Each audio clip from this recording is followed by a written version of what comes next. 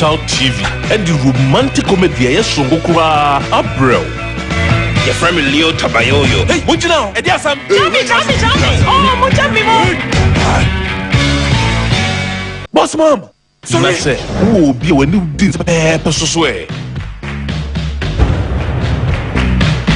It's not me when you cry. Two hearts. Just say Lifestyle TV son kwa.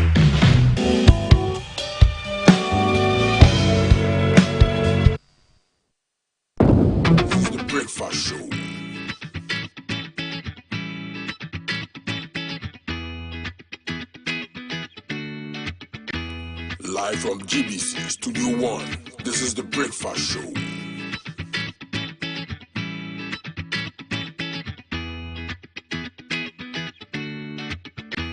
Live from GBC Studio 1. This is the breakfast show.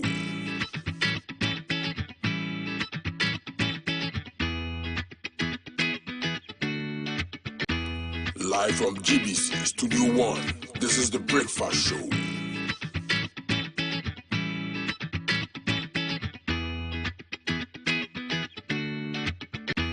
Live from GBC Studio 1. This is the breakfast show.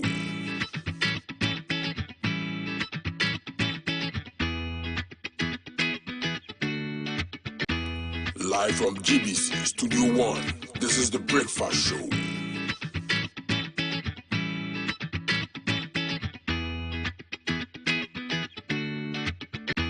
Live from GBC Studio 1. This is the breakfast show.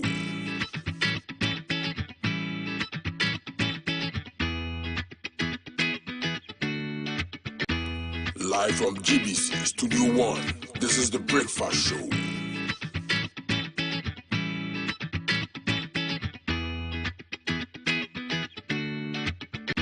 Live from GBC Studio 1. This is the breakfast show.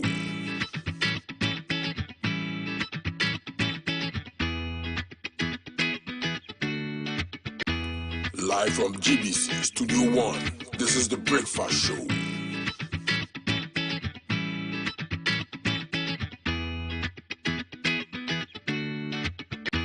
Live from GBC Studio 1. This is the breakfast show.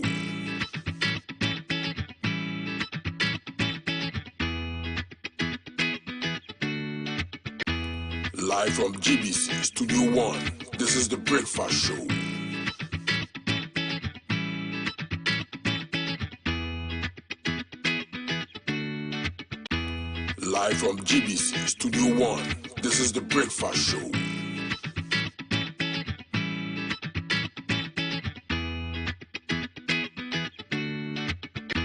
Live from GBC Studio 1.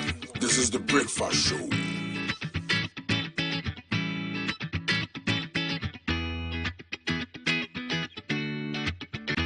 Live from GBC Studio 1. This is the breakfast show.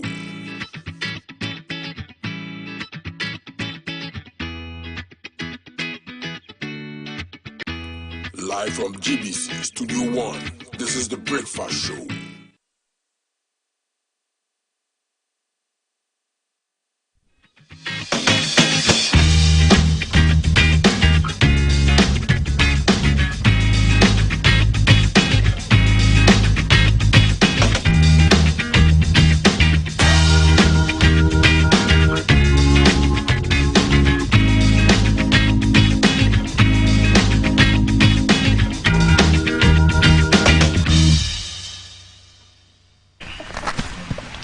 Thanks for staying with us, and we are here to look into the papers this morning on the headlines and a quick acknowledgement to our sponsors: Awake Mineral Water, Adonko Next Level Energy Drink, and Shield Acrylic Paints. Remember, whenever you buy a bottle of Awake Mineral Water, 1 Ghana Peswa is donated to the the National Cardiothoracic Center at Kolibu, and that goes towards funding medical treatment for people who cannot afford. So we encourage you all to stay awake, drink awake.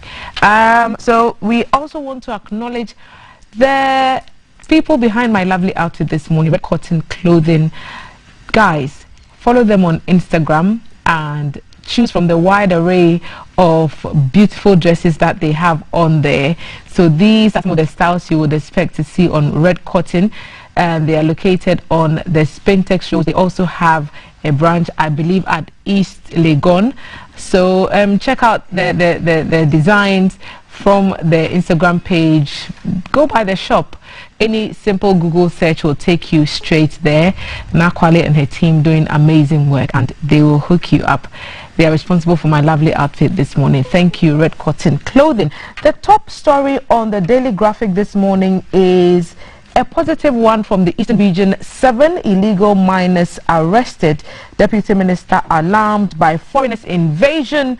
The story says 7 persons comprising 2 Ghanaians and 5 foreigners still neck deep in illegal mining activities in the new Abiram district in the Eastern Region have been arrested. They were arrested yesterday when the Deputy Minister of Lands and Natural Resources, Mr. George Mrekuduka, led a special operation made up of military and policemen to clamp down on illegal mining activities, popularly called Galamsey. And the special operation followed several distress calls from local people in the mining communities to the ministry about the destructive activities of illegal miners. So 7 persons arrested, 2 Ghanaians and 5 foreigners. And at the table to look into these stories and more, from my immediate left, Madam Ellen Amadeko, member, NPP Communication Team. Ellen, welcome. Hi. And also Hajia Zuwaira Ibrahima, MP Salagat North. Hajia, good morning and welcome. Thank you. So we are starting off with the illegal mining activities. A positive development that 7 have been arrested, but a negative that illegal mining is still ongoing. I'll start with you, Hajia. Thank you very much, Selma, and good morning to the team at GTV. Before I indulge your question, I would want to say good morning to my constituency in the Salaga South constituency, my beloved constituents. I say Barka da Jumma. I also want to send greetings to my Pamo Chief, His Majesty the Kwembura, my brother and my chief. I say Barka Anshuma Garba. I send greetings to all my colleagues in Parliament, both in the NDC side and on the MPP side. Similarly, I send greetings to all the national constituency and the branch executives of the National Democratic Congress Party. Thelma, you gave the story a tweak in your intro, and that was giving it a positive frame. It's a positive story, you said. It's positive only to the extent that 7 people have been arrested. To the best of my knowledge, and if my memory serves me right, I guess this fight about Galamsey has been ongoing for more than 5 or even getting close to 10 years, I'll say. So these are visuals that we got from our trip with the team that went on the swoop, and so these are the persons that were picked up from that location. And the positive side is the arrest, but the negative side is the fact that this is still ongoing despite all the resources that have been put into making sure that they stop these activities, despite the task force being in place and despite calls for communities, traditional leaders and others to come aboard to help bring this fight home. And we are seeing some burning of some of the equipment that they use in the illegal activity, and I don't even know what this machine is, but it looks like what they would be using to mine illegally in that area. So those are being burned down, and so these are scenes that we captured from the rounds with the task force, the team going around to inspect several locations to make sure that the illegal activities by these galamseyers, as we've come to call them locally, are brought down considerably. So the scenes you're seeing now are from what we captured with the team, and those are the persons who have been arrested. Hajia, you were making a point. Yeah, thank you, Chalma. The machines you saw on the screen are called chafans. Chafangs. Now, we moved as a country, and in our quest to fight Gamse and illegal mining, we moved from burning excavators to now burning Chafangs. Let's go to the substance of the story. 7 people have been arrested. One of them is supposed to be Chinese, right? No, 5. 5 of them are Chinese and 2 Ghanaians. I think yes. Yeah, 5 Chinese and 2 Ghanaians. If that is not a very worrying development, then I don't know how else we are going to conquer this menace of illegal money. I think the rule of thumb in every country is that when foreigners enter a country, they need working permit. They need a work permit if they want to engage in any form of commercial or business or work activity. Were these Chinese people who are involved and indeed who have been arrested issued with work permits in order to operate in this country? Is it the case that people just arrive in this country and, as the Chinese themselves said, are led by Ghanaians to where the mining activities are? The Deputy Minister did make the point, Mr. Duka did make the point that it's unfortunate that Ghanaians are helping these people, and he specifically mentioned Burkinabes and Togolese and Ivorian nationals as being involved in the illegality with the help of Ghanaians. Exactly. And I think those are the bigger issues that we need to address. As for going on a random or instigated visits to arrest people, to put a clamp on the activity only for a moment, for it to come back again, it never solves the problem. There are systems and procedural issues that have to be addressed. And if you asked me, it took the Deputy Minister, Honorable Duka, to go to this area where this activity is ongoing for us to have this positive outcome. There are local government authorities within every district or municipality in this country. I want to believe that there would have been a district chief executive in this area. We were told by the Honorable Minister for Local Government and Rural Development there was no gap when Ghanaians started complaining. Look at and the access, even accessing the site itself. It looked like walking through water. We've seen the minister has just gone past in the shot, but look at that route that they need to follow. They needed to follow to get to the site. The Minerals Commission CEO. Medicinal Commission CEO. Minerals Commission CEO in that shot. And so the bigger picture, Thelma, the bigger question is, what is the role of the local authorities in these areas? These fights cannot be fought from Accra. That is the reality. No minister can sit in Accra and fight illegal mining in what's the name of the area? New Abrim. That's why we have a local government system. The district chief executive and his officers are responsible for the day-to-day development of these areas. They should be leading these activities. Has anyone asked what is the role? Because I read the report, and indeed I never saw a mention of the municipal or district chief executive of the area. What is his role? What was he doing? That he took the indigents of the place to resist this, to make a complaint before the deputy minister makes a trip there with the cameras to tell us what is happening. That should have been showcased to Ghanaians long before the visit of the deputy minister. And for so long as we continue to run government in the manner that we are running, we will have these episodes. We will go and quench the fire, it will be lighted at another point, and then we'll have to go and quench it again. For how long are we going to? We have laws in this country. We have bylaws regulating every single activity in this country. Why are we not invoking these laws? Why are we not allowing the laws to work?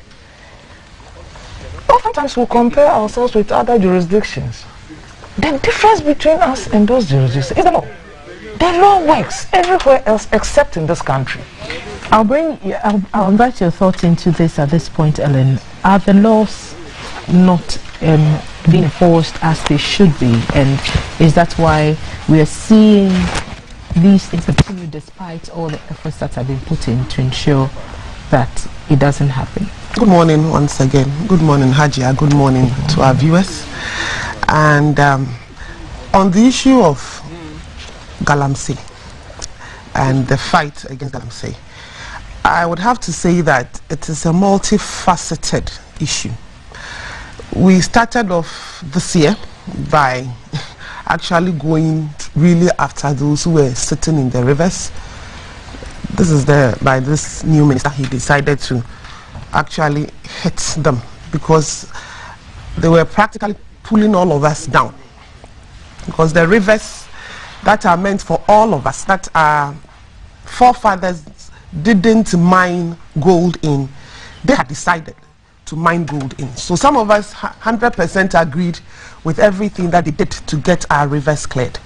Obviously, as they have been pushed away from the rivers, they're going to now start hitting the interiors. They are going to hit into the forest reserves. And these are the people who have been arrested, actually found in the forest reserve. On the issue of whether our laws are working, I believe our laws are working, because if they were not, these ones would not be arrested. Let's also remember that a lot of the arrests that have been made, they are in court. Some have appealed the decisions of the court, and it is a process. If the laws were not working, they will not end up in court. So the laws work. But the problem with the laws working is who is going to tell the law enforcers what has happened. As Hajia said, it is the duty of the district assemblies to actually police their areas. But we have a lot of these district assemblies being in a way compromised by these galamseyers. And a lot of these district assemblies might have all the rules and regulations and the bylaws. And Hajia, look at this is where they are living. So isn't that a meter? So who put the meter there? That's an electricity company of Ghana. That's electricity supply to that structure. Somehow they have. Look at the structure that has a meter on it. I mean, seriously, I was waiting to come there. That as much as will be on the case of the district executives, all the government agencies have a role to play in this. So it means somebody sitting at the district electricity office went to do this. Yes. Yeah. And it's not just the electricity company of Ghana. You realize that they might have pipes, and some of them are actually connected to water. The water that they are spoiling, they are actually using it to wash the gold. I mean, the whole system at the district level is compromised. And would we blame central government for this? No. We have to blame ourselves and the people who are working there, who are Ghanaians, God-fearing, right-thinking, God-made Ghanaians, who would do this and still go to church on Sunday and go and praise the Lord. Ghanaians went there. It wasn't the NPP, it wasn't the NDC. Ghanaians, people we pay with our taxpayers' money. You are sitting in the electricity, what do we call it? The Ghana Electricity Company of Ghana, and then you go and fix this on this place. You go there, you realize that the person actually might have gone to do it illegally. So the people might be using the electricity for free. This is what we do to ourselves as Ghanaians. How did these Chinese know that there's some land in New Abrim where we can mine gold? Our reporter tells us that they have receipts to show that they actually pay electricity to the ECG. They had receipts, they showed it to our team on the ground, because we also found it quite amazing that a structure of that sort in that location had access and so they to pay electricity. They pay electricity. According to them, from the papers they showed to. How true are you that the papers are not? Somebody who and can do this, the papers can be fake. You know, that's the CEO of the Minerals Commission. And I honestly do feel sorry for him. I do feel sorry for the 3 ministers at the Ministry of Lands and Natural Resources, because their job is almost getting to the point of impossible, because we have all agreed and have decided to make their job difficult.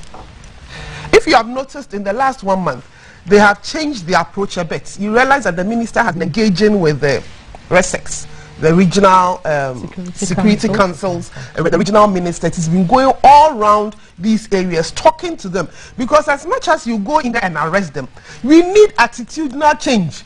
And the attitudinal change can only come when we talk to our people. So it's not just them. He's also been talking to the chiefs.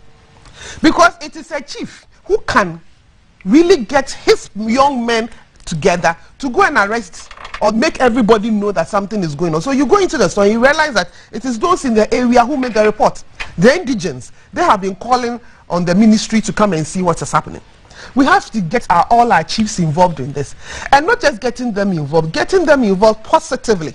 Because we have some chiefs who are not interested in letting this thing go away. Because they are benefiting from the spoils of it. There are speculations, and some have made the point that even the traditional authorities may be the ones giving... They are the custodians of the land. So how possible? Mine illegally. You know, the last time I made a comment, and I continue doing it. I lived in the Bunu regions. I was born there. I've worked there in the last 5 years. You know, they do a lot of cashew. Bunu East, Bunu proper. Yeah.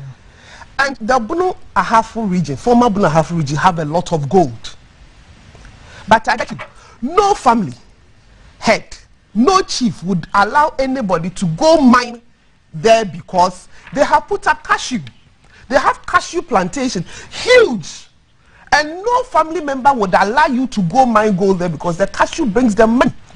One bag of cashew can range between 400 cedis to 1,000 cedis, depending on market situations. And if you have a tree of cashew, one tree can last for 40 years. And you get about five bags. You need 5 or 6 bags per tree. And you have an acre that has 40 trees. Do you know how much money we are talking about? So if you have 100 acres, you have 50 acres. For the people living there, it is the money every single year. So they will not allow any family member or family head to go sell their land for galamsey. It is up to the chiefs, for me, and the local authority to bring in alternatives. I know the ministry is looking at bringing in the reclamation and the alternatives for them. But if the people know that we can make better benefits, if I'm going to have a cashew tree sitting on my land and per tree I'm going to get about 1,000 cedis or more per tree on a 1 acre land, I will not allow you to come and take the gold out. So we need to get all these things going. But even when we do get them going, there's still going to be some recalcitrant Ghanaians who will send people there. Now these ones that we have caught, what are we going to do to them? Are we going to follow the story? They're going to go to court and no, it will be there just will like you all guys, the others. I'm talking about the media and all of us, will we follow the story and make sure that we get to the conclusion of it? Because these things that we all hey in less than a week, we all forget about it. So we have to make sure that these people, either they are imprisoned or they are deported, and the Ghanaians who took them there, they have to pay for it. Haja is nodding with this, and I wish I could give you a couple of seconds to react to this ECG meter on the site and the comments that your colleague has made. A few minutes, and then we'll move from the eastern to the central region to talk about the demolition exercise yesterday from the Buduan. But your final comment on this, and then we move on. Yes, Thelma, the ECG thing is a little bit problematic. We know there are regular Ghanaians living decent environments, decent communities, looking for electricity connectivity. They can't get.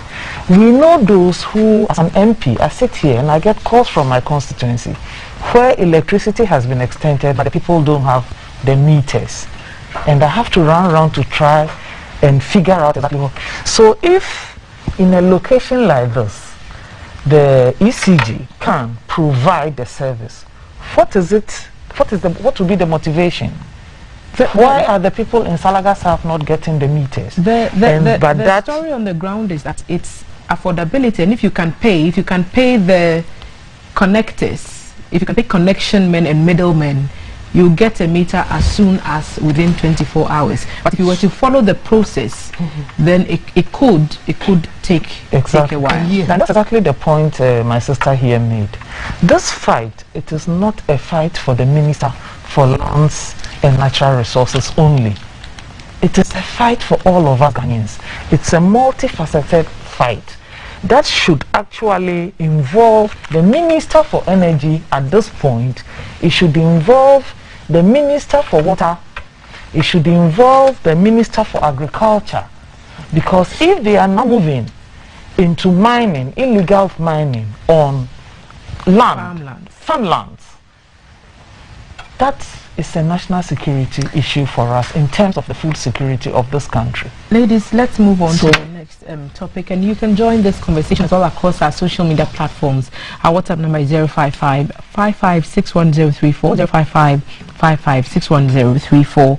And here's a quick greeting to you, Haja. Extend my warm greetings to our able and concerned MP, Haja Zuweiru. I'm very excited seeing you, and I say good morning to you all. Motaru from Talpa. I hope I got that. Telpa. Yeah. Okay, I hope I got that. Good morning, greetings to Honorable Mama for all Salga South constituency by Andrews. So your people are watching. We are happy that you're watching, and your Haja is representing you creditably. Yesterday, the Buduburam camp was supposed to be demolished, and that story is captured on page 13 of the Daily Graphic. A summary: many residents of the Buduburam camp, GBT will say Buduburam because when you go to radio training school, they tell you the history. So Buduburam, as we've come to know it, the demolition has begun, and then the vacation of the place following the expiration of the deadline given to them to leave for its redevelopment. Late Wednesday and early yesterday, the Daily Graphic saw trucks carrying the personal effects of some of the residents leaving the camp. Mostly Ghanaians and Nigerians. The residents are adhering to a final notice given at the Goma East District Assembly to people living at the camp to leave by September 30. However, others, mostly Liberians, remained defiant, saying they did not have anywhere to go. So I'll start with you, Ellen. The ECOWAS protocols allowed us in the 1990s, at the peak of the crisis in Liberia, to open our shores and offer shelter to these persons who were fleeing conflict. 30 plus years on, relative peace has been restored in many parts of West Africa in general, Liberia in particular, and they've been asked to return home and pick up what remains of their lives. But some of them insist that this is the only life they've known and they don't want to go. Are they right? Is it a fair point they make? This is the life they've known and they would rather stay. I have a personal experience of that area. My house is just a few meters away from the Liberian camp. You know, when you get to the camp, there's the state housing property there. State housing, I mean government state housing. They built the whole estate there, and the camp is behind. These are scenes from the camp is behind the state housing property. My house is just before the state housing, so I have lived in this area with this camp practically all my life. And for those who don't know, Budumburam is next door to Kaswa, and I have experienced the effects of having this camp there in the last almost 30 years. My parents moved to Kaswa in 1998, so I have lived in Kaswa up till now. And I know exactly what goes in there. That place is not a place we would want to keep any reasonable human being there. You cannot raise your children in that whole general area. You know why? Especially when they are boys. You cannot keep them in the house. Boys will go out, and they are very close to the camp. By the time they hit 8 years, 9 years, 10 years, and God doesn't come in, your children will start smoking all manner of things. They start becoming recalcitrant. They start becoming every manner of evil vice you can think of in this country. And I bet you, my sister, when they enter that camp, their parents who have lost their children into that camp, they can't even find the children.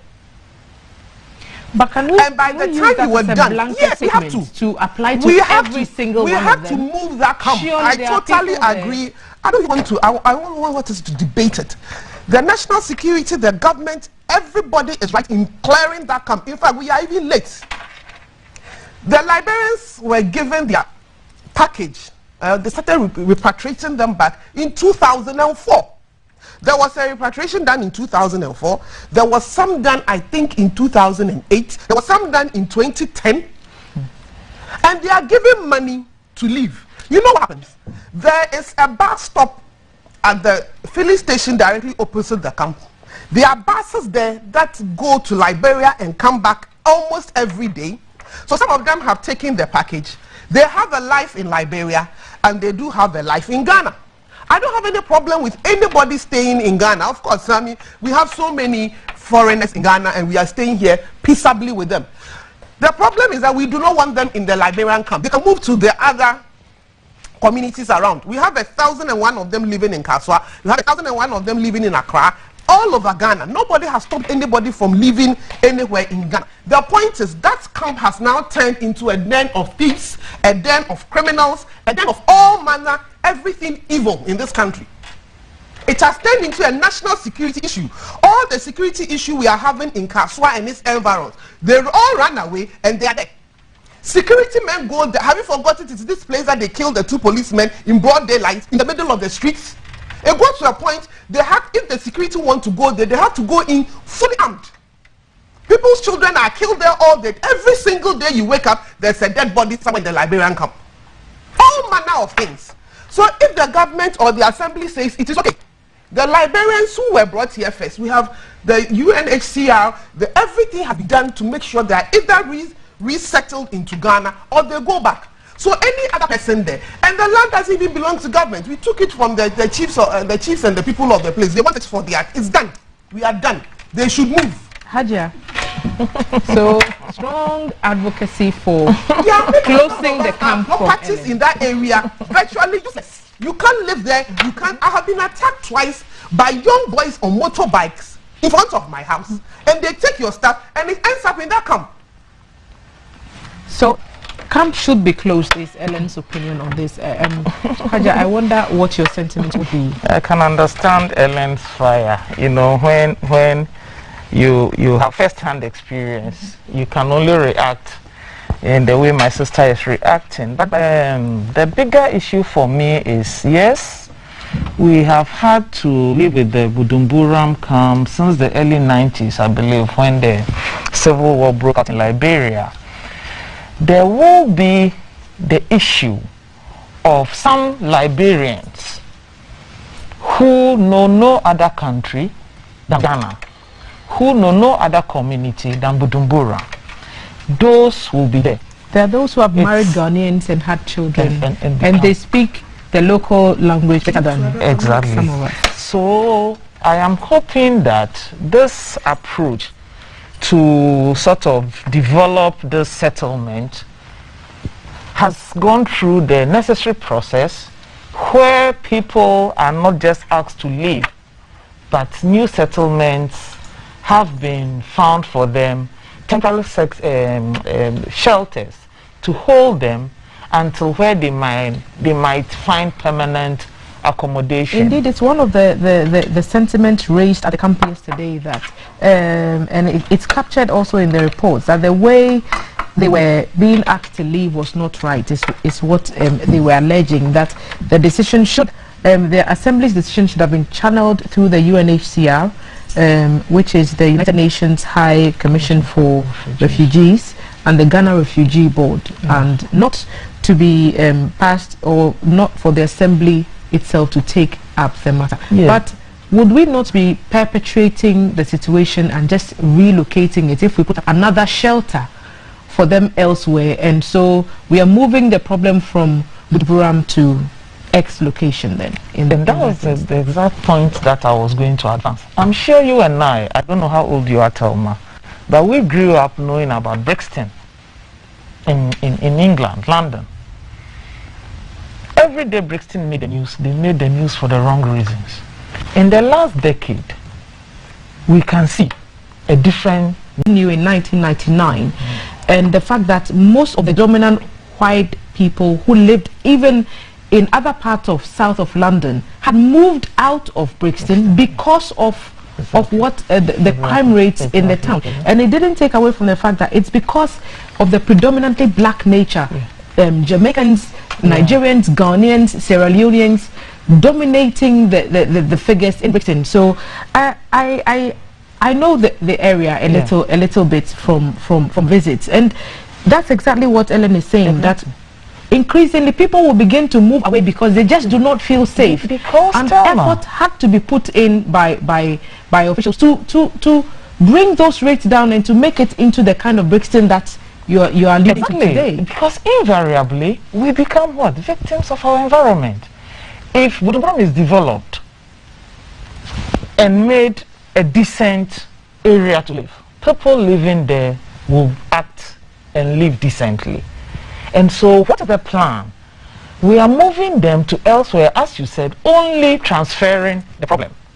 Whatever the social issues are in Budumbura, you move the people, you carry them into another community.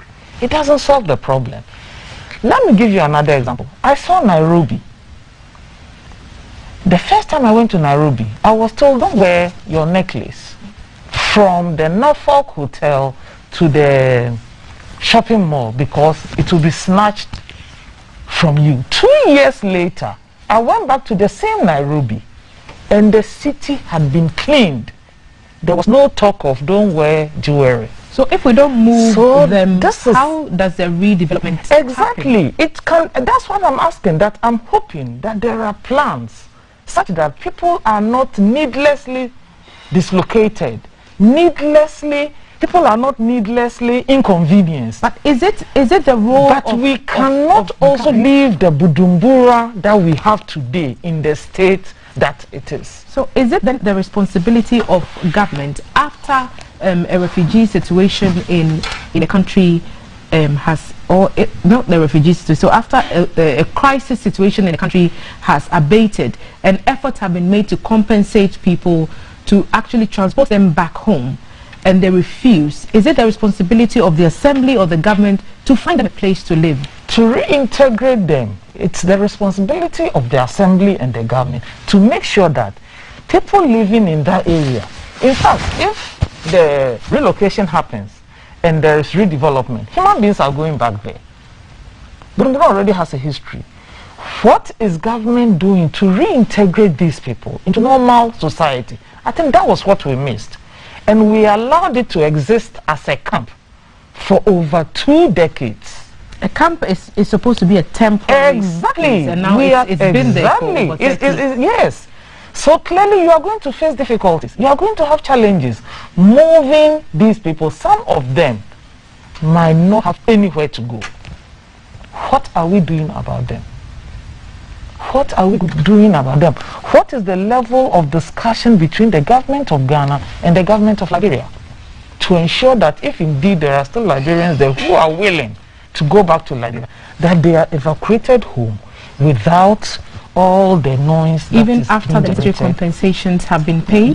Generated. We still have a responsibility. Let me do it. Because I've lived there for a long time, I really do know them. They have integrated into the system.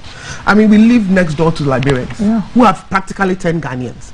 My cousin is married to a Liberian. He has 2-3 children with her. But the point is, they see that place as a base, as a comfort zone. So most of them are actually integrated into the society, but they always have that place, that small place there that they can always go back to, and some get involved in the criminal activities I'm talking about. Most of the criminal activities are not even the Liberians. Of course, some of them are involved, but most of them are Ghanaians, Nigerians, and other people. So the true Liberian refugees, that came in the 90s, who had children here and their children are practically Ghanaians, most of them are nowhere near that camp. They've moved on.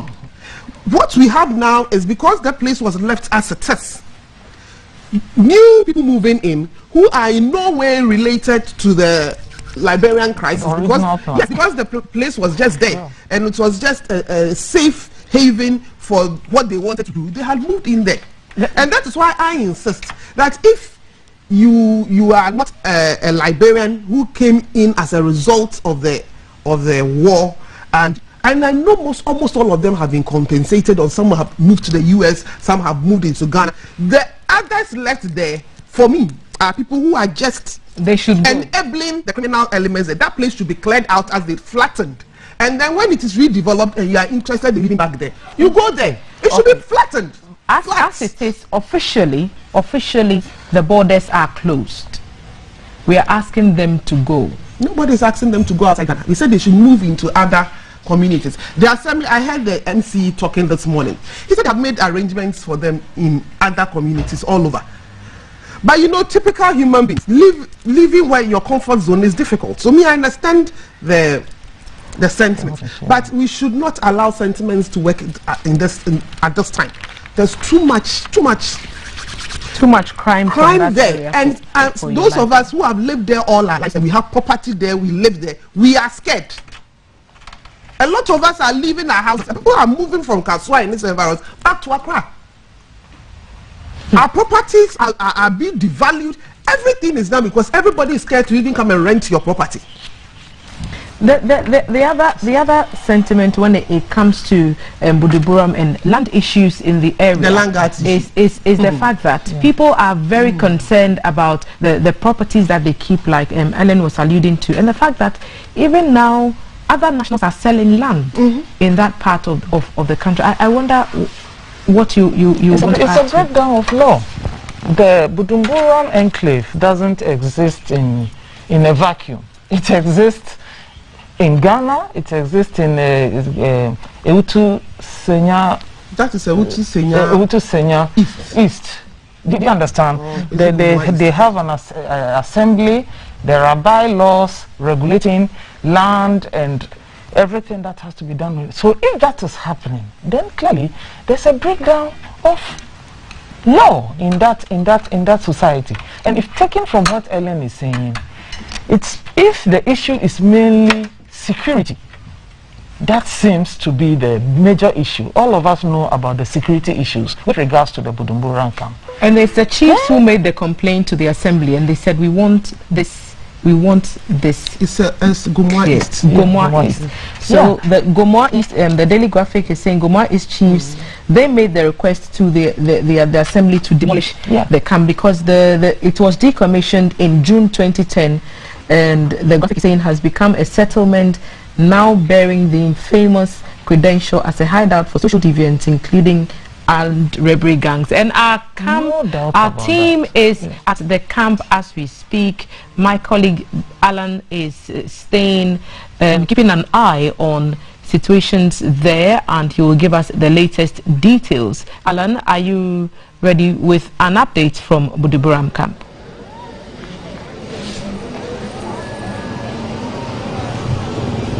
Yes, sure, Thelma. Welcome to the Ewutu Senya East Municipal Assembly. The Buduburam camp exactly is where I am.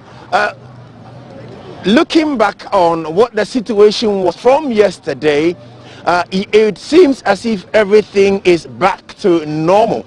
This morning, life as usual, on the calm, on the quiet. You see a few people gathered around and about, but not as it was yesterday. Indeed, the camp was decommissioned in 2010, and so technically you do not expect to have a settlement referred to as a refugee camp. What there would have been otherwise would be, if a settlement, then one that is legitimate, and so would not be referred to as a refugee camp. Yesterday when we spoke to the few who were around, the chat line was simple. Yes, there are refugees here even though the camp is decommissioned, and it is so because in their understanding there is still a certain recognition by the UN, the Red Cross and the government of Ghana. Indeed, this morning the few who interacted with us still hold the view that they are recognized by the UN, the International Red Cross and the government of Ghana, especially the Refugee Board, as refugees, and so their being here is not illegal or illegitimate. They are here legitimately recognized by law as refugees.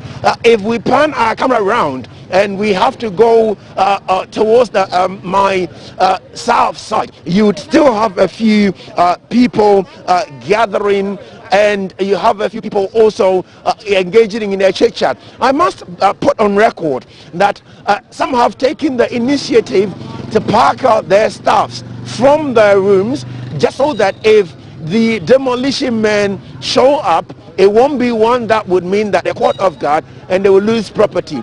The buildings are as they are, but their valuables are no longer in the rooms. They've found a way to get them out of their rooms, and so if the place is demolished, it won't affect their valuables, and that's the situation here this morning.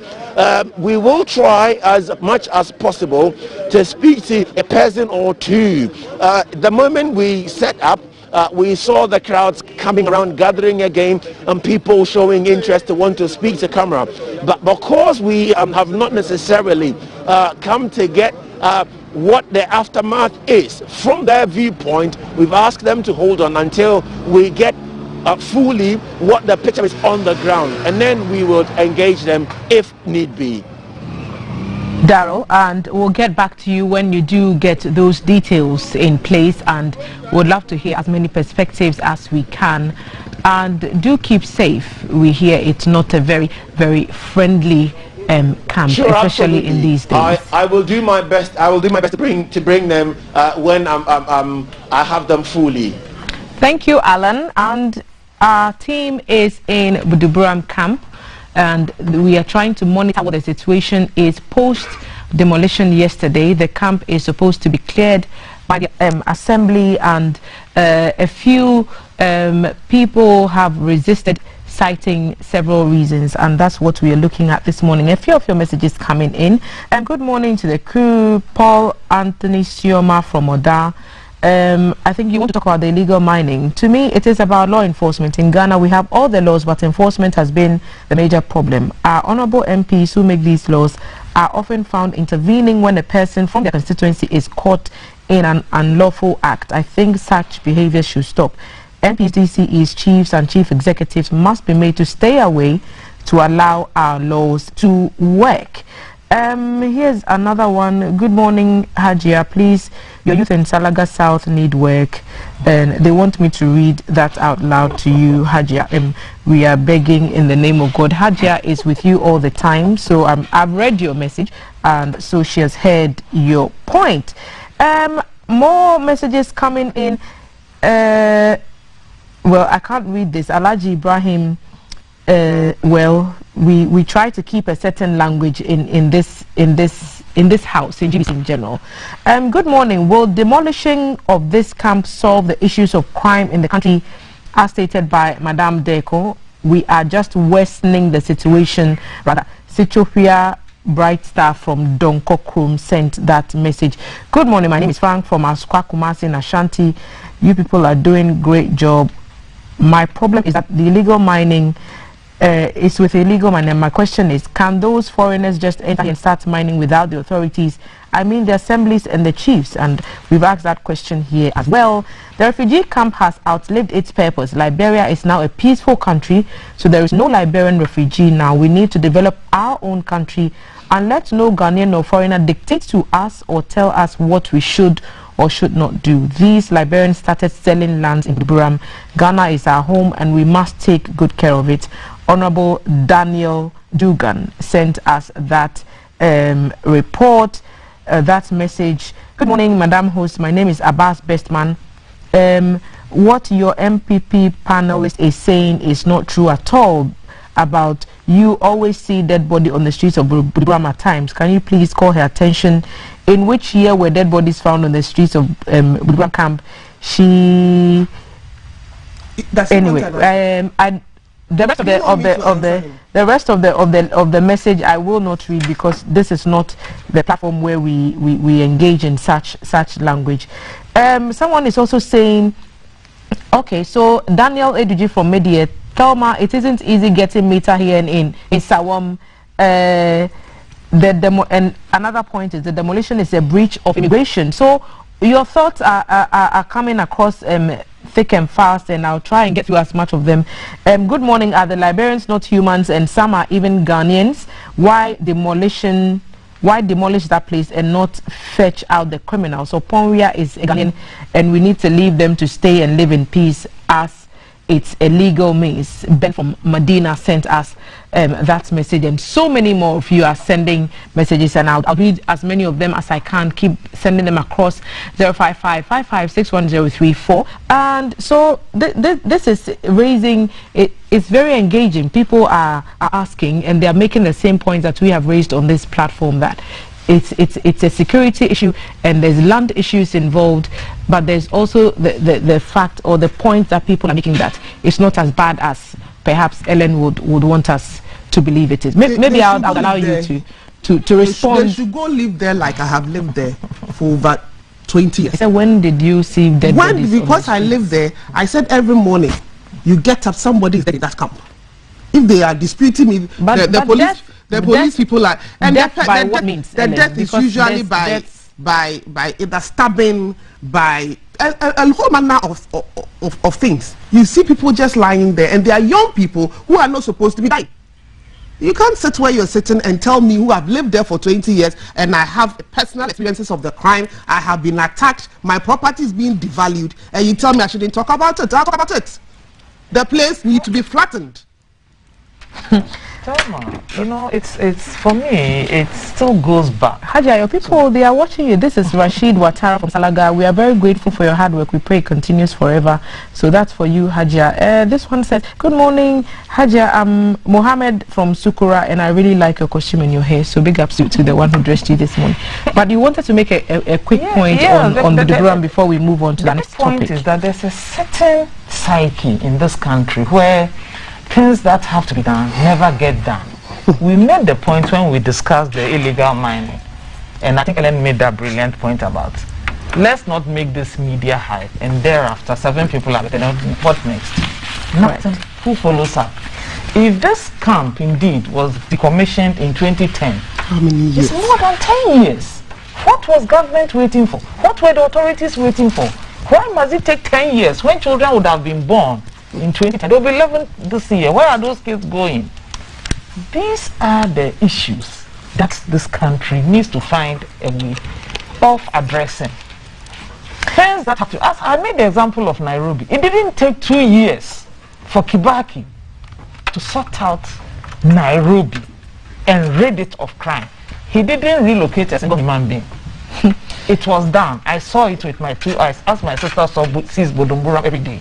So we don't sit in this country and we make everything look like it's impossible to be done. Unfortunately, my MPP folks have tended to try to tag my party as a party of impossible. But you are. But we are not. We make this, in this country, everything looks like it's impossible. That went from 0 to 100 really fast. It cannot be done. Why do you decommission a country? We only have a few minutes. 10 years and it's still sitting there. I wish we could. Who has the answer? I wish Who we could. has responsibility for making sure that what is being done today should have been done 8-9 years back? We wouldn't be having this conversation. So let's quickly run through some of the headlines. That the Daily Graphic has a story on a police recruitment scam leader who has been grabbed. So find the details. It's captured on page 13. I wish we had enough time to look at it. So it's a 21-year-old man suspected to be the leader of a police recruitment scam. The suspect, Frank Fenuku Jr., was arrested at Zobo Junction, an area at Adentan in Accra. 3 persons are said to be his accomplices, and they were arrested over a fraudulent Facebook publication purported to have been created by the Volta Regional Police Commander, Deputy Commissioner of Police DCOP, Mr. Edward Udukwating. So fake recruitment scams. One alleged leader has been arrested, and I wish we could get into that, but I doubt we would. So maybe a quick one then, so that we can move to the extent that MPs, 275 of us, are at the receiving end of this sort of activities on a daily basis, where scammers are taking advantage of the recruitment into the security services, setting up fake Facebook accounts in the name of MPs. With your pictures. And with the pictures and all your details, and telling people that had just said, the people that she has to see, they will take 5,000, so if you can get 2,000. And we've talked about identity theft at the table this morning, about the fact that people impersonate others on social media. Yes, the Ghanaian youth, what I can say, and one of my constituents sent a message about jobs, yes, but we need to be patient, and we need to go through the laid down structures. How can you be asked to go to a portal to apply for a job into the security service, and then someone calls you aside and says he is a guru who can help you into it. How This doesn't work. And your So quick I will thoughts. plead on the youth to be cautious that there are these guys out there, and all they want to do is scam them, and they'll continue scamming them in the name of MPs and ministers and high government officials. At the end of the day, just be your own security keeper. Find out from your MP. If someone comes to you and says the MP says pay so much, call your MP and find out whether indeed the MP has such a Facebook account. Ellen, a quick one, so that we begin to wrap up on the recruitment. Of course, the I just totally agree with what Haji said. Okay, great. Your So- MP so will never that- ask you to pay 2,000 cedis. Right. The former chief of staff in ABC News on the front page today is rallying support for the new presidential jet, and he's saying former chief of staff under the J. administration advised that looking at the safety concerns of the Falcon jet, it is imperative that the country considers buying a new jet for the use of president. And he made a remark in an interview on a radio and Accra-based FM station, Oman FM, and that's what is quickly, because there's this thing about HIV that I'm sure will both of you would want to comment on. So calling for support for buying a new presidential jet. Do we need one? I already know where Ellen stands on this, so I'll pick your thoughts. If you asked me, and sitting here and casting my mind back to Salagasa, casting my mouth to Sakinguna Kura, and seeing all those kids who can't go to school, who cannot cross that small creek that divides Sakinguna Kura and Kibatito, because there is no steel bridge on that creek, I will never endorse the acquisition of a new jet for the president, who has the opportunity to travel first class on any commercial flight. There are more day-to-day butter and bread issues for the ordinary Ghanaians that the president and the current administration should be engaging their minds to. Ellen, Those are the most important things a quick reaction to this, and then. Well, and then from what I have read and from the Ministry of Defense, this jet is going to be part of the retooling of the Ghana Air Force, and they are thinking, as if they are on their way to buy, they are thinking of retooling the whole Air Force, because they do need a lot of things to be able to keep our territory safe with the present issues happening in our sub-region. So when it gets there and we have the money to buy all the jets and all the things that the Ghana Armed Forces need, and that's part of that, there's a jet that can be used by the president to travel, why not? I don't see why this should take center stage at this time, because the whole issue has not even been finalized by the Ministry of Defense yet.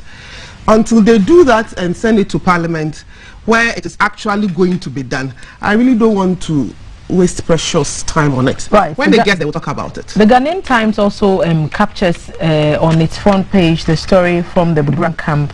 Residents resist eviction order, but DC is warned they stay at their own peril.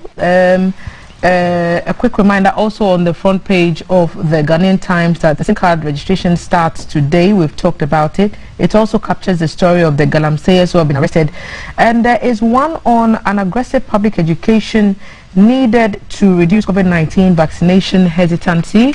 And a quick one, as we always advise on this platform, get the jabs when it's available to you. Keep yourselves and your loved ones safe, because they make it, the jabs, the vaccine makes you less likely to fall more seriously sick, and it saves you from more complications due to COVID-19. And we always advise that you get the jab when it's available to you. I'm trying to read as many of your messages, but there are quite a lot. But I know that the women want to talk about this Ghana AIDS Commission report that gave some worrying statistics when it comes to new infections among young persons. So we are hearing that more than 20% of new infections are being reported by persons between the age of 15 and I think the early 20s. 22. So that's worrying for you, Ellen. It is, and out of that statistic, more than half are girls or young women. And for me, it is heartbreaking. And that same report says that most of the elderly men or older men are deliberately infecting the young girls with HIV. Deliberately. Yes, from that same AIDS Commission report. For me, I just think that we have to quickly, and as a matter of priority, get into this issue of empowering our young ladies to be able to negotiate for safe sex, to be able to take care of their lives, and to be able to decide for themselves. I know a lot of people are going to have issues with me about what I'm going to say, but I think it's high time we start giving information on contraception and where to get it for these young ladies, especially from 14, 15, 16. Let's give them those things. As much as contraception is just for pregnancy. Yes, part of the contraception is the use of the condoms and all that. A lot of us really feel a bit shy talking about these things, but for some of us, we feel it is information we should give them as much as we are giving them information on abstinence. Because you cannot tell a young girl who is set on the path of discovering herself or wants to get money from men, it doesn't matter what you do, she will do it. So we need to give her the information to keep herself safe. Your final word on this? Yeah, Thelma, sorry. Ghana AIDS Commission's report indicated that our infection rate declined from 2016 to 2017. It declined from 2.4% to 2.1%. It only started reversing again around 2018. We went back to the 2.4%. Thelma, as a lawmaker and as an MP who takes care of my constituents, and I feel the pinch of what we are going through in this country, could there be a direct correlation between the reversal and the current hardships that are ongoing in this country? Some of these issues can never be discussed in isolation. What will make a 15-year-old want to sleep with an older man so that he can infest her intentionally? We need to look at, maybe the Ghana AIDS Commission has to tell us, together with the gender ministry, to whether there is a certain correlation, because it's not normal that 15-year-olds are happy to sleep with older men. On a moral note, these older men who the report says are infecting these girls intentionally, I believe they have children, they have granddaughters. They should sit back for a moment and ask themselves how they feel if Nana Jua, their 15-year-old granddaughter, came home and she would have been sleeping with a 76-year-old man who has infected with HIV. I think this country needs to rewind our whole values and go back to the values that some of us were brought up with. Right. Thank you, ladies, for joining us. I think this is a development that we are monitoring from the team at Buduburam camp this morning. We've seen a photo of a Liberian passport with a Ghanaian residence permit, and we are being told that the Ministry of Foreign Affairs has sent vans into the camp this morning telling the residents to stay and not move out until December 1. So our team on the ground at Buduburam camp, as we speak, are sending, they have sent us this information that some kind of residence permits have been issued to some of the Liberians, and one of them has shown the passport. We have a photo right now. One of them has shown the passport to our team, and they are saying that they've been asked to stay. And the team is telling us that the head of refugees here at the camp is with the team and has something to share. So I'm sure that Alan would be getting ready to give us further details. So we will go back to Buduburam camp at some point, but I'd like to thank you ladies for joining me. Let me say good morning to my Reverend Father. He said he's watching me when Reverend Father Monsignor watching. Father, good morning. Thank you, Ellen Amadeko, member NPP communication team. Thanks for coming on the platform once again. And Hajia Zweira Ibrahima, MP Salaga North. Thank you, ma'am. Salaga South. Yep. Actually, Salaga South MP. Thank you, ma'am, for joining us. Your constituents have been very active on our WhatsApp line today. Thank you to all of you who sent your comments, and so many of them still here. I cannot go through all of them because we have to go to Trasacco near the Tema motorway, where my colleague Jay Gabra is standing by to give us details of traffic situations and what he may be keeping an eye on. Good morning, Jay.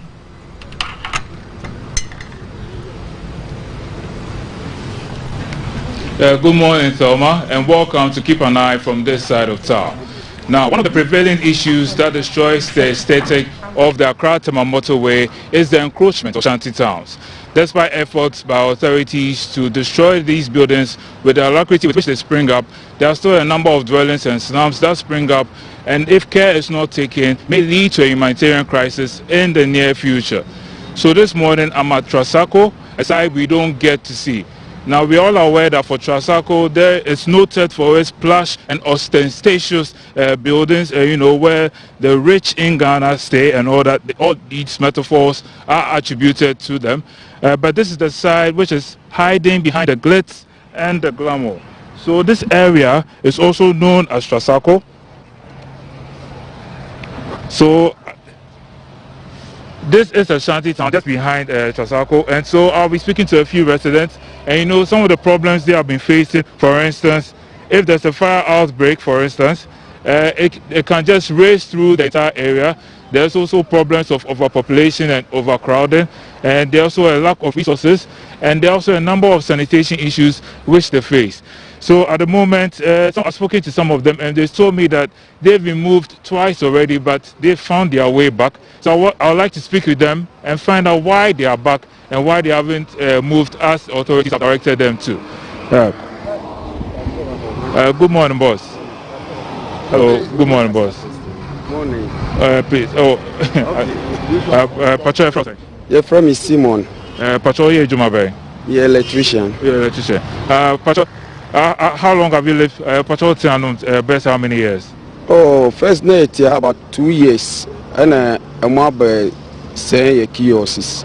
But you quite whom baby I bear fire tintin as a barber manage.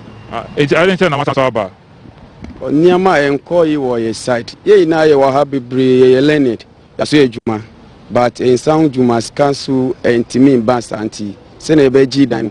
I had the my kakranti manage kakrakra. First near dosu. But you will also Yami Bounya Bibia no idea what to accompany single room bina one manage. But I can still no Abrabonu na enquiry in Tina. It's only Juma Biana say. The electrician, but Jumanu enquiry and to be once a benya before muye senior mine no mu friend abeye. But any Juma Baku be mam. Tinaman enquiry. So your name, and I'm with that. At any time, you bet me a bit too much. How do you live with that? I manage your boys too. You manage. See, manage, sir. It is who better cousin chair by and I say authorities on person mutuma. Like I didn't tell person man and say find a different place, mama. Say governments or papa. Ti say so ahuntre my panuche. Say ebia obet me my instruction so yetia yenye up to this day amabe use road no sure say high road. Say time so say may kwan maybe yesu say metimi anya affordable houses bukra be my I say betimi atia kakra na na so say ejuma na yede na affordable house no obetimi atia kakra bia government ada romanti enye pressure might say individual there bia pressure be die so yentimi. Okay, thank you so much. Good morning. Patrol Frozen. Patrol Mabel. Mabel also tell say Juma Ben now here. Yeah, same stress. Into also I would also this side. Maybe school no like a Juma and Shadan Queen Papa into me imagine say me could say Juma into a higher na metina na me this Juma na kakra me di me yenso no at least say so funny skaka krebi and so it me establish work into kakra higher na yen na yeti into nyame ya adoma school ben alcohol Kisito. What's it? Kisito. Secondary school and I say secondary. Oh, okay. And now that's what I say. Yeah. You say but too much then I'll be. Oh. You bet see idea. nothing is there for me to do. The fact say meticulous, at least I'm also planning ahead to get a room to stay. Yeah. Okay. And how is that going? Oh, I'm planning towards it either this year, ending of this year. Yeah. Oh, okay. So these are a number of residents who are standing behind me who live in this place, and you can tell there's a lot of uncertainty amongst them as to how long they can be here, because they've been driven away twice, but they've come back, and there were a number of them. You can tell they have some sanitation issues and all that. So these are some of the prevailing issues for them here. They also have reasons why they are here, and we pray the authorities listen to them if they can find some alternative place for them to live, which they can be paying small. That's what they are saying. That will help that situation as well, because they also have families that are living here. It's through no fault of theirs that they are living here. So this is what they are pleading with authorities to come to their aid so that they can leave this place as soon as possible. If they have to make way for the road, then we do that as well. So this is what we've been keeping an eye on the shanty town, which is encroaching on the Tema motorway. Back to you, Toma, in the studios. That's some very interesting comments. And when you look for a room in a shanty town, I wonder who put them there in the first place. And if nobody put you there, can you ask government to help you to get out? Is it a legal residential facility? Is what I would ask myself. Cafe is asking, like, how do they use facilities? So bathrooms, toilets, where can we find them? But what is exciting for me just watching this, and it's not pleasant, I would presume, staying in a place like that. But you know, because of the new telenovela, CAF has joined me on the table, guys. So because of the new telenovela that we are premiering on Monday, we are giving out some t-shirts. So we asked you to do something yesterday on follow Lifestyle TV and like the page and share any content from the page, tag myself, Valerie, or CAF, and then you stand the chance of winning this t-shirt. So we'll all wear it together, and then we'll watch the television. It's premiering October 4, which is Monday. So countdown, 3 days to go. So this weekend we are all going to just gear into and get ourselves into the two hearts mode. But are we wearing it now? But we'll save it for when our winners also pick theirs up, and we can all wear it because I was going to together. wear it. Because I can't I can't wear this over this red cotton dress. I must say a big thank you to the Red Cotton team, Red Cotton Clothing. Follow them on Instagram. They are responsible for this lovely outfit. Nakwale and her young ladies at that Spintex branch, phenomenal team. I totally love it. Millicent and what's the other lady's name? Elfrida.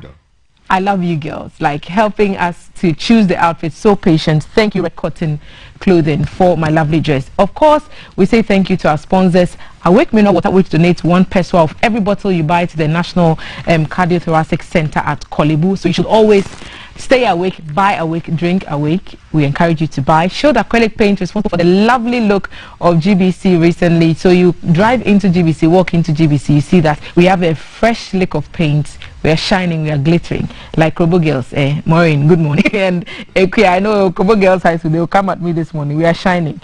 And also, thanks to all the sponsors, Caffrey's outfit as well. We're encouraging you to play games on mybetafrica.com. There's a special code designed just for you who love GTV, and that will give you a bonus. And we are offering you 100% a guarantee on your first lost bet. So you stake, you play 100 cedis, you lose your first bet, you get exactly the same amount back. No questions asked.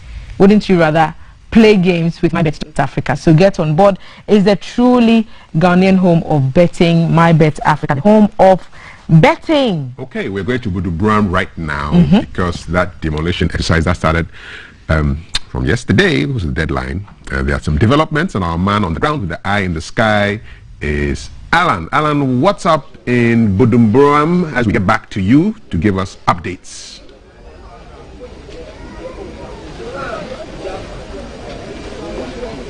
Well, thanks, Kafui. Welcome back to Bujumbura. The camp that was earmarked for demolition yesterday.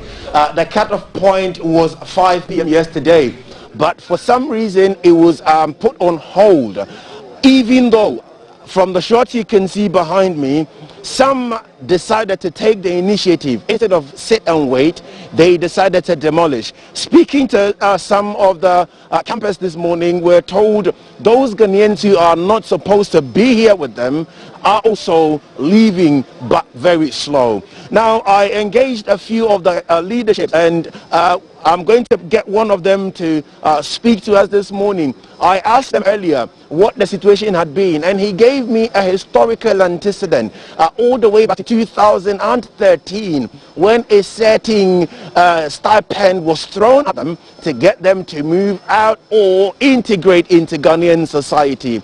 That interview was woefully inadequate, could not even last them a week, and because of that, they could not necessarily embrace the whole integration process to the fullest or to its due conclusion. And now I'm going to bring him in straight away, and then I'll engage him on what the way forward is. But just before I do that, CAF, this morning there is on their PA announcement system in the camp a certain information that is alleged or supposed to have emanated from the Ministry of Foreign Affairs here in Ghana. We're told a certain press conference and a diplomatic meeting took place yesterday in Monrovia, Liberia, between the Ghanaian High Commissioner to Liberia and the Liberian Foreign Ministry. And from that engagement came this announcement that the demolition has been put on hold. It is not going to go ahead. They are to wait until December. And so December 1st will be another deadline for them. Now I can bring him on, and then I'll engage him. Hereafter, we'll be able to tell whether or not we are really up for a demolition or it will indeed not go ahead. Join my brother. Good morning, sir. Good morning. Would you please tell me your name once again? I'm Dennis Guyon, chairman of the Liberian community, Budubora. Right. Taking from yesterday, we expected that by now you will be out of the camp. What is the situation? Well, even from yesterday, we continue to tell the Ghanaian public that we have nowhere to go. And as of now, we are still saying the same thing. We were brought here by the government of Ghana. We didn't know Budubora, and we didn't come to Ghana because there was a musical concert back home, or crusade. It was a world fighting back home. That's what brought us here. Right. So we have nowhere to go. We don't have a families in Ghana, no relatives. Those that you see parking all, they are Ghanaian. We didn't supposed to be here. But as for all Liberians, we are still here. Right. So in your view or in your estimation, how many Ghanaians can you say have moved out so far? I would say 60% of the Ghanaians have left our camp already. Some are even going, dancing, jubilating. They are living in the kind of a situation we are. Right. And we don't have a problem with that. Right. But as for us, we don't have nowhere to go. Right. We have nowhere to go. There is the only place we have. Right. Until the government can find alternative, they should find a place for us to go. We can leave. Go. All right. You showed me a document earlier on with a certain resident permit in there. Is that not enough to perhaps move on from the camp and find a way of getting into Ghanaian society fully? The very first thing that I will tell you about the resident permit, they said no other occupational business for reward is permitted. Right. But they are telling us that we are integrators in Ghana. They should remember that. So that means even if you decide to go voluntarily, you're still going to have a problem getting work or getting a trade. You will not even do anything in Ghana. You will not work, you will not do business. But the document they gave us. Right, so now we know there's information from Liberia with the Ministry of Foreign Affairs and also the Ghanaian counterpart saying you are staying until December. Before December, do you have any plans what you're going to do if by December the situation doesn't change? I continue to say there is nothing we can do about it until government come to our aid. We can't change anything. And about Liberia, information is on a newspaper called Front Page Africa. The Ghanaian ambassador in Liberia met the Minister of Interior of Liberia, and he told the government that the land belongs to the chief. It does not belong to government. And Ghana government is not asking Liberian to leave Ghana, but the chief are demanding the land. But the Liberian government should rest assured that demolition will not come until the end of December. I just read it from the newspaper, and I just shared the newspaper with you as well. Right. So the issue is that what else? From now to December, January, February, December, we have nowhere to go. Right. Okay. And I also listened to the party interview on GTV yesterday. Yeah. Like giving them money, and I want you to be sincere. Right. 2013, before even 2000. I think I've mentioned that in my intro, so we would not have to repeat that. But yes, so far, Kafui, so far, this is the situation as it is. There is a certain conclusion at the moment that the demolition is not going to go ahead. This is what we know so far, and this has been Keep an Eye on #GTV Breakfast from the Budimburam Liberia camp in the Gomoa East Municipal Assembly. Thank you very much, Kafui. Back to you in the studio. Thank you very much. So October, November, December, 2 months more, and then this whole thing will play out again, and we wait to see what will happen by the 1st of December. So that was Alan reporting from Budimburam in the Central Region. The location of the camp that was set up in 1990, decommissioned in 2010, and they were supposed to have been evicted yesterday, but there's been somewhat a stay of proceedings, and so December 1 is the new eviction date. Lots of questions raised in that report, and we will get answers for you. This is #GTV Breakfast on the 1st of October, International Day for Older Persons, International Day for Music, yeah, and also Independence Day for Nigeria. And Thelma is busily smiling. I'm going to read a couple of messages I had on the International Older Persons Day. I have some dear friends from Nigeria. All righty, okay, nice one. So I just asked people, so at what age does old age start? For you, what is the answer? When you're broke. When you're broke. Thank you very much. Most African countries don't know what old age is. They can still make people, you people are just naughty here. I think 50 years on, that means I'm officially old. And when you are poor, you can be 18 and your old age has started immediately. Tony is saying at 78, that's when old age starts. As soon as you start seeing black as white, then you are old. You guys are just being funny. When you're broke for a long time, somebody believes that when you're broke, it means you're old. You agree also? Yep. Immediately you think about it, you're old. Yep. Abdullah says 60 years and beyond. There are some who are also sending us messages on our WhatsApp line about all the stuff that we've talked about on the table. Former President Rawlings ensured human faith and harmony prevailed when he brought these Liberians, most of whom were traumatized upon losing their loved ones through the unthinkable war. This harmony should continue because most of them cannot go back because they do not have homes in Liberia anymore. They have no single relative left. The camp should be cleared, but they should be integrated into other communities in Ghana. David Jaura sent us that from Accra, and it sets us up for the next sit down which Valerie would have, and all music lovers should be interested in this because it's about music and International Music Day, and she'll be having those chats with her panel, and we're looking forward to having J Mike also on the yellow couch. Who was a musician too, so it's quite interesting. And a black belt in Taekwondo. I love that. I love that. So stick and stay. We'll be back. There's more to serve you on Breakfast this morning on GTV. We'll be back. Nipa opepepe nson ena wo wiase manyina obia so giri yese oye sonko kra nanso hwehwe model de say nipa nson ena ne onipa baakofo esepepe. What's up? Good morning. Senka mini chidi wade we mo a. Enkenya dia mede dia me wonyina. Eni edwumade a ya nyina. Ebetu esan mu. Enche kwa ye besa bedi won kan biom. Hey! Meko so ko fientem. We ko fi official da. Minimpa se na ye official da o. Official po. You no wuni. Yes sir. Mi wan bro. Nya kan se Marinella. E ba be she mata su kutu. Marinella. Who do want for one networking business be one? You know coach Ramon. I didn't know about Marinella mu.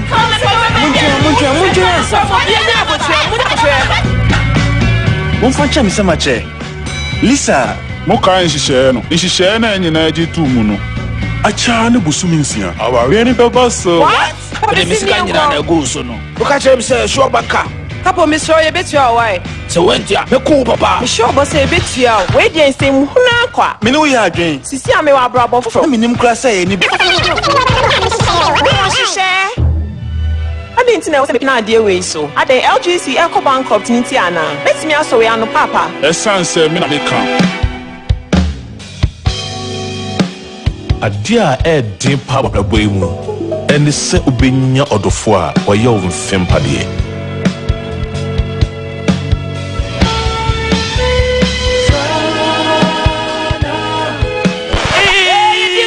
Edi kunim. We dey na ne na so undi mona. Fire! Ai ready akwe hu ayekan. Yadwi ko benkro mu. Ma yen worry. Na fe yen tina mom. See me mpese me ye oyere.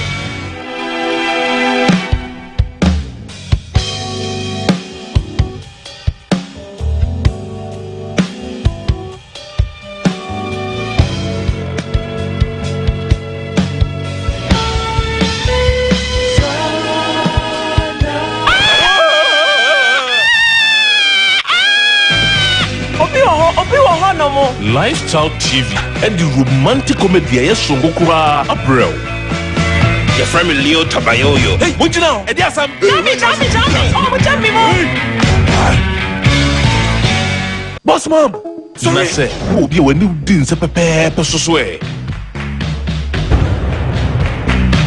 It's Nami we are no cray.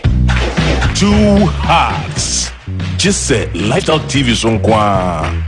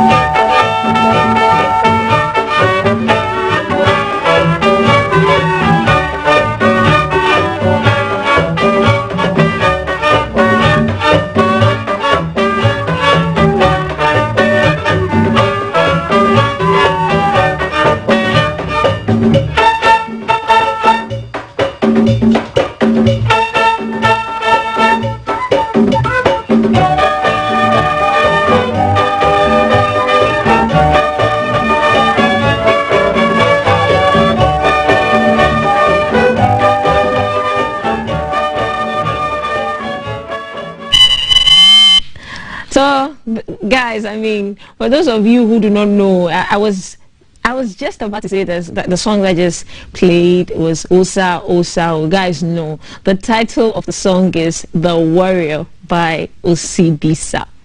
Today is International Music Day, guys, and we're excited to find out where musically Ghana is, and we're lucky to have the National Symphony Orchestra in studio. So that was a performance by the National Symphony Orchestra. We are lucky again to have the programs manager for the National Theatre of Ghana, and then also we have the deputy director for the National Symphony Orchestra at Kwesing in studio to help us have a nice conversation around music, International Music Day, and where musically Ghana is.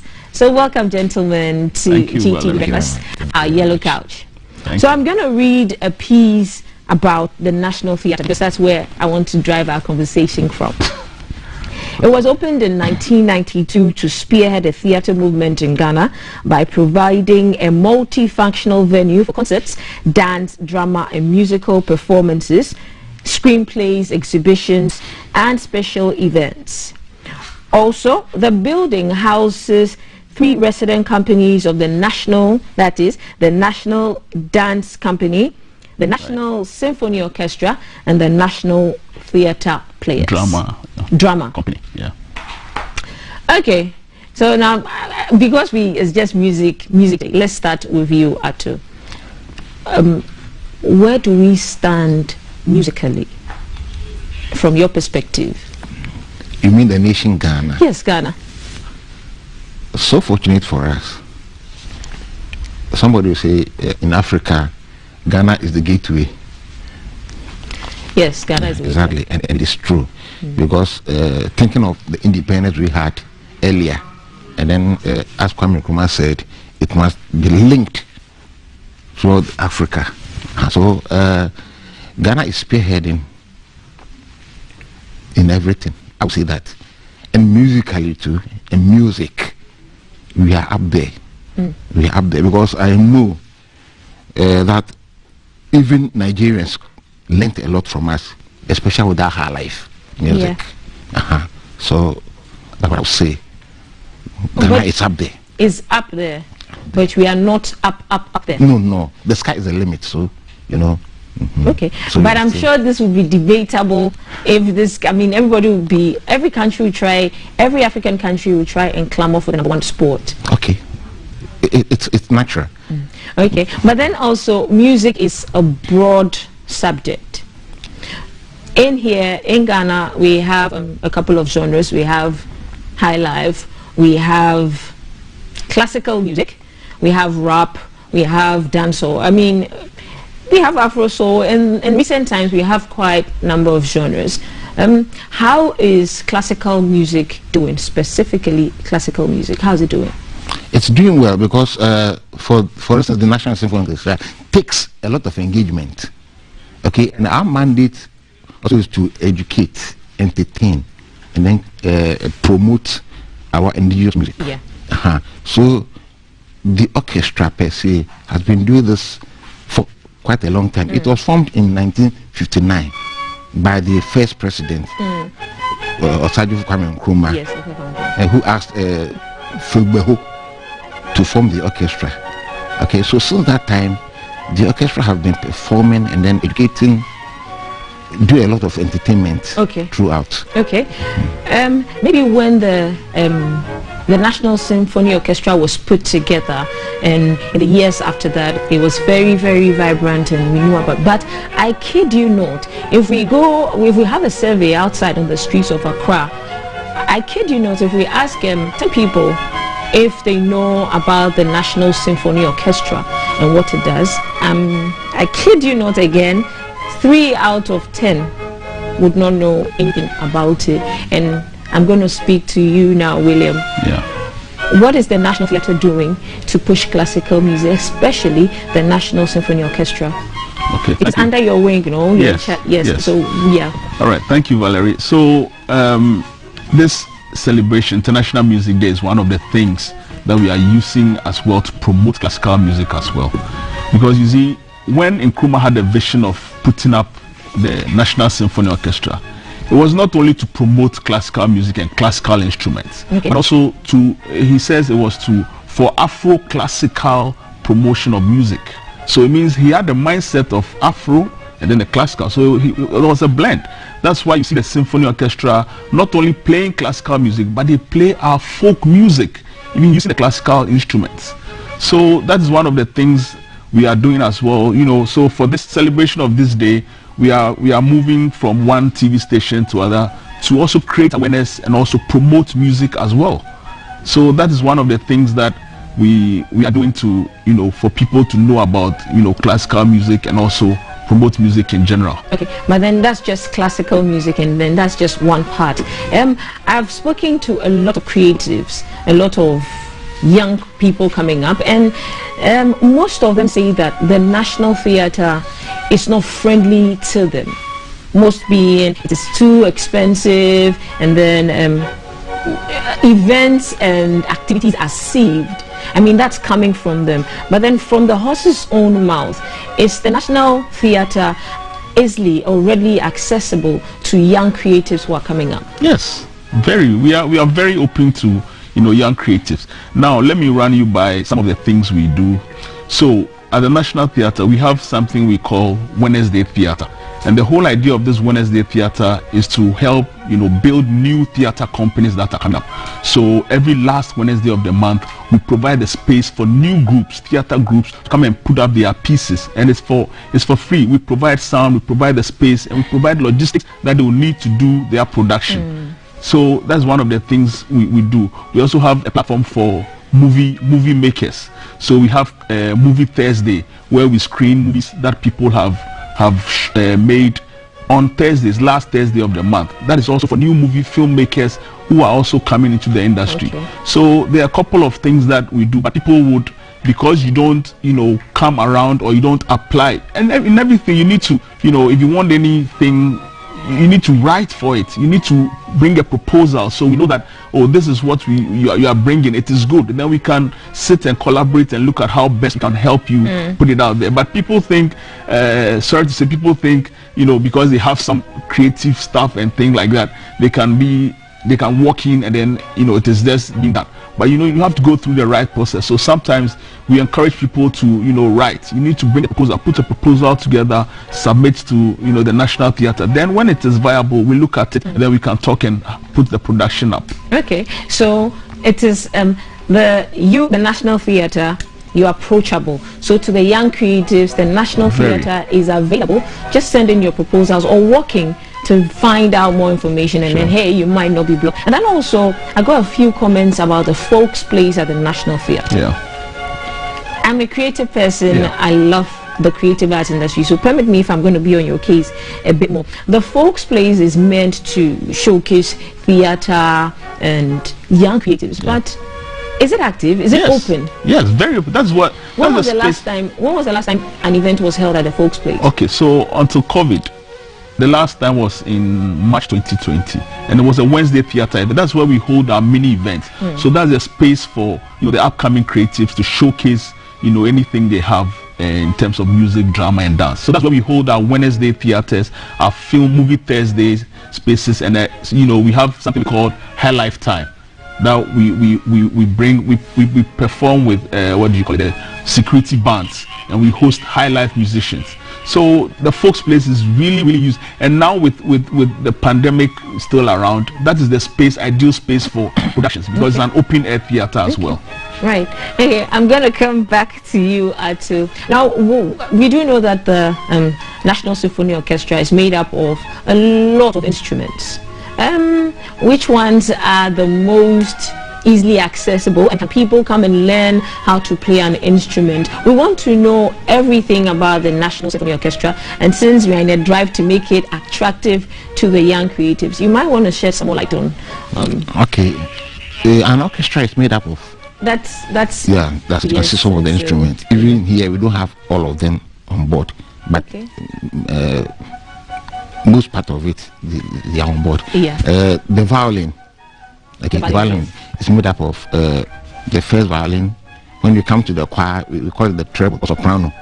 Then you have the second violin, which is the alto.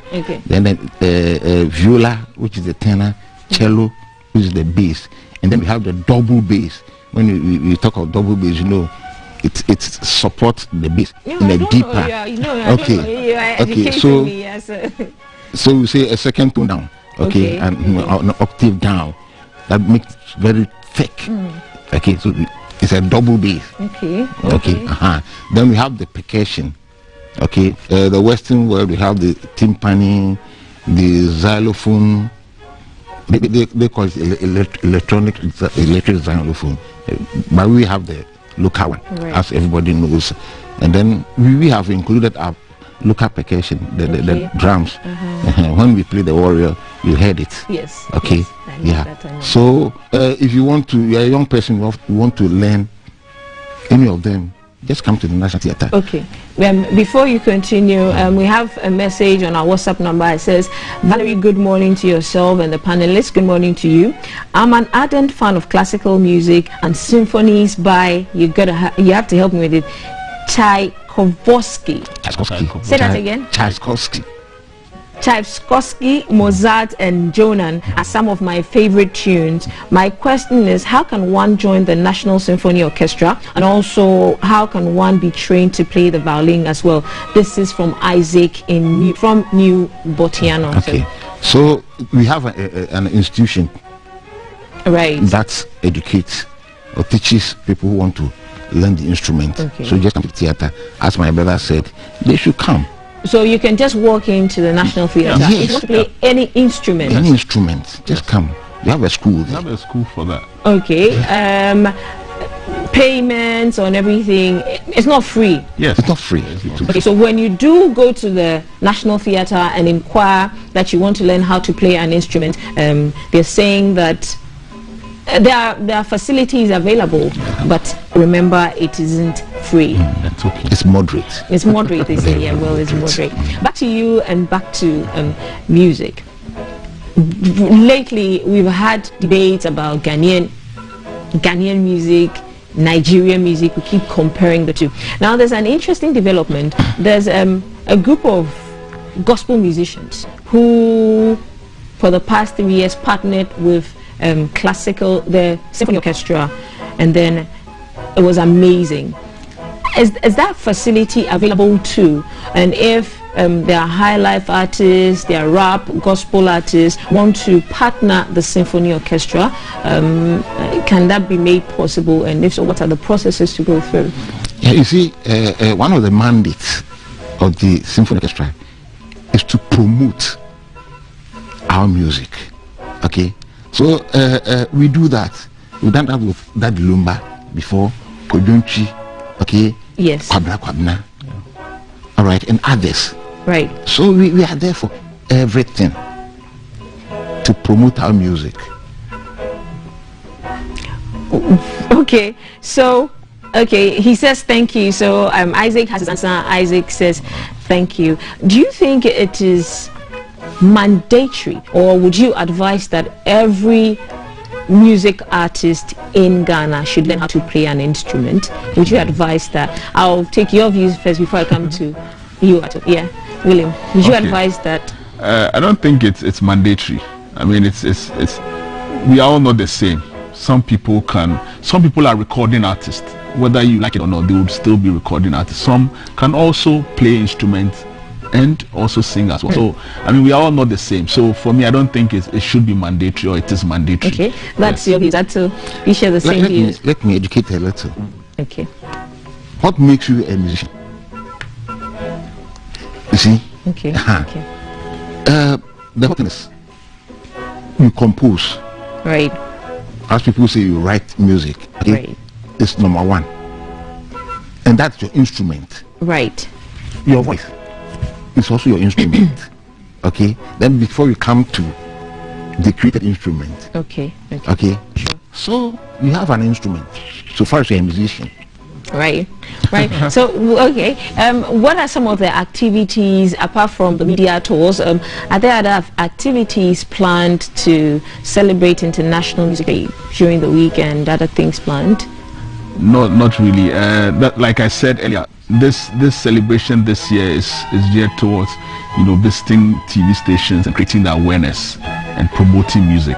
Because of COVID, we are limited in some of the things we wanted to do. Sure. Over the years, we've performed even at the Accra Psychiatric Hospital. At one point, we said music is a therapy. So we went into the hospital and then we performed for the inmates. And then we have some inmates who are, musically good. They could play instruments and they could sing as well. I mean, so that's we always change, the things we do every year. So like I said, we went to Accra Psychiatric Hospital. The previous years we were in Kolebu Children's Block and then the surgical block. So depending on the year, we come up with a theme and we move towards. So this year is, for me, it's media campaign more of. Okay, right. And then Ato. Yeah, I think he said it all. And so performance, okay, and then taking engagement, okay. So as music, we are in music week or music month. Every organization should come to us and then engage us. So we give them good music. like what you're playing now. I think your next birthday party, you can invite the Exactly. Symphony Orchestra. Okay, so guys, you can invite the National Symphony Orchestra to any events. They are available to play at your event. William, do you have a favorite artist? The way you've shaved your head, I think I know the genre you like. No. Do you have a favorite artist? You are mistaken. Are you sure? Yeah. Okay, so who's your favorite artist? I like Joe Thomas. You see, I said the way you shaved your head. you know Joe Thomas. You see, I said it, the way you shaved your head. Okay. And then you, I'm a high life person. So okay, so Papa Youngson. Papa Youngson. Yes. Oh, I'm going to put you on the spot, but we don't have a lot of time. But I was going to put you on the spot. We'll definitely have you again.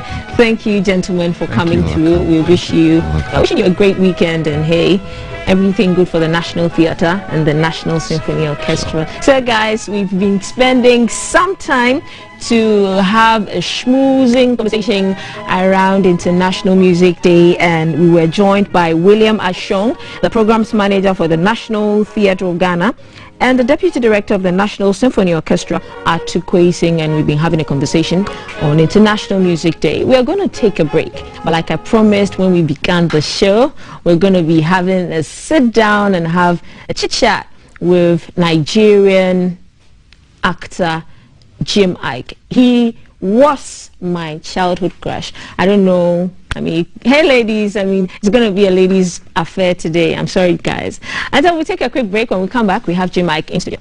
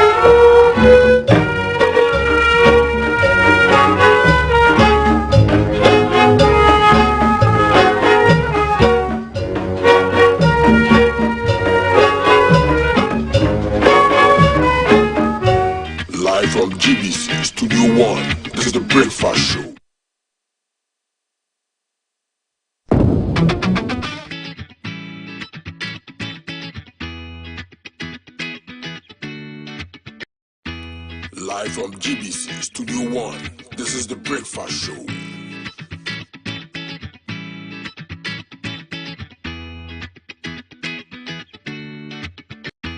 Live from GBC Studio 1, this is the Breakfast Show.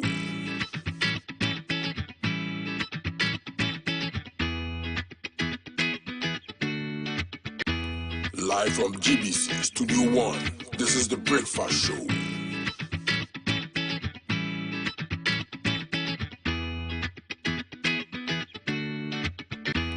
Live from GBC Studio 1, this is the Breakfast Show.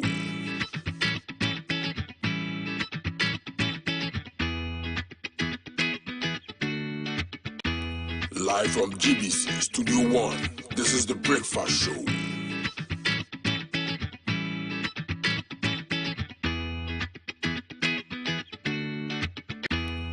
Live from GBC Studio 1, this is the Breakfast Show.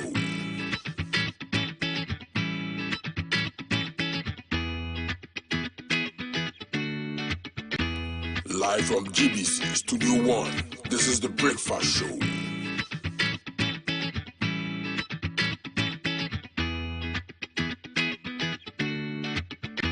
Live from GBC Studio 1, this is the Breakfast Show.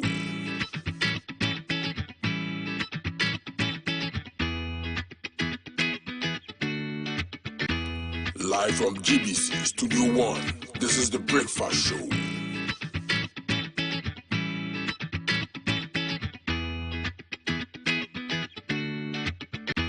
Live from GBC Studio 1, this is the Breakfast Show.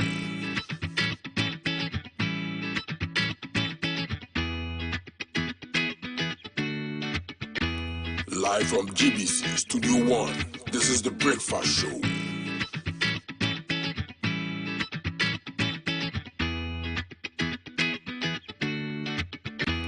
Live from GBC Studio 1, this is the Breakfast Show.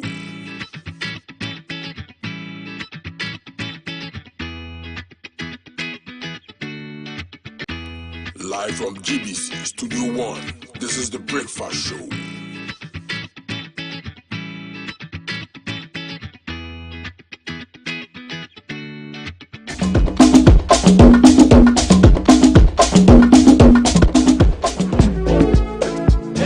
Live from GBC Studio 1, this is the Breakfast Show.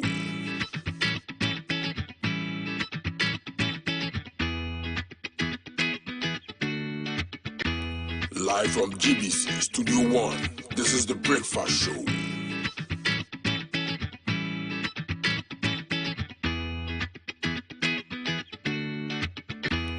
Live from GBC Studio 1, this is the Breakfast Show.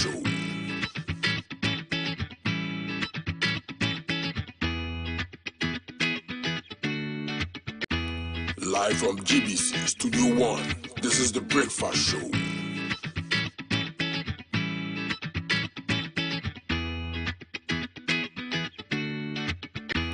Live from GBC Studio 1, this is the Breakfast Show.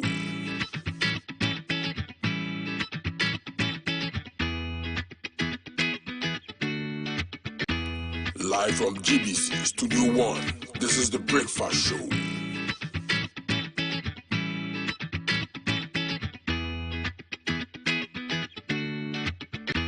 Live from GBC Studio 1, this is the Breakfast Show.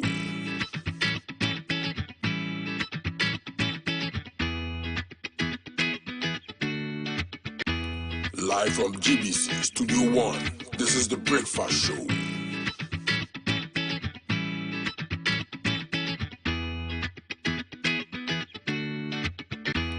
Live from GBC Studio 1, this is the Breakfast Show.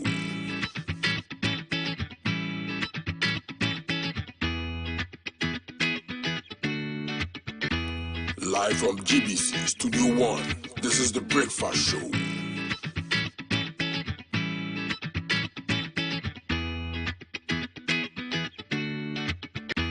Live from GBC Studio 1, this is the Breakfast Show.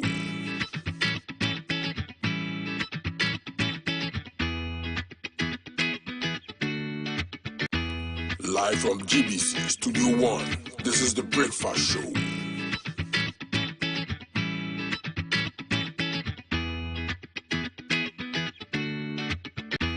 Live from GBC Studio 1, this is the Breakfast Show.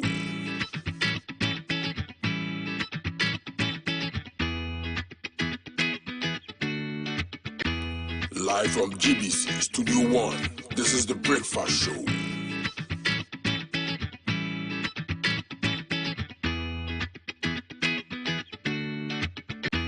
Live from GBC Studio 1, this is the Breakfast Show.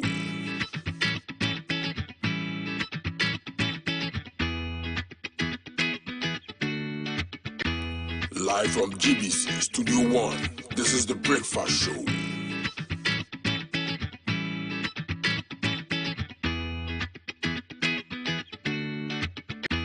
Live from GBC Studio 1, this is the Breakfast Show.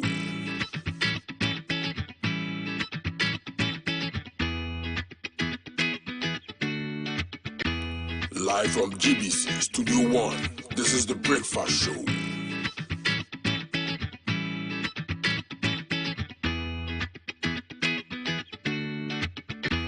Live from GBC Studio 1, this is the Breakfast Show.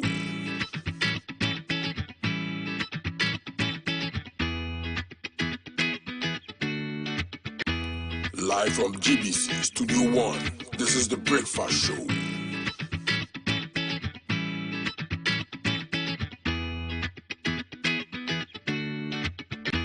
Live from GBC Studio 1, this is the Breakfast Show.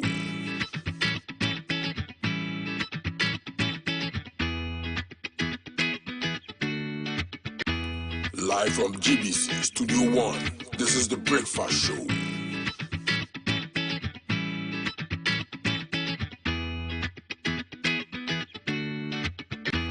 Live from GBC Studio 1, this is the Breakfast Show.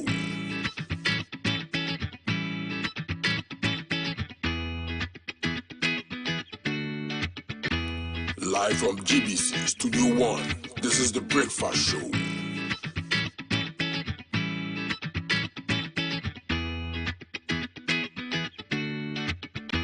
Live from GBC Studio 1, this is the Breakfast Show.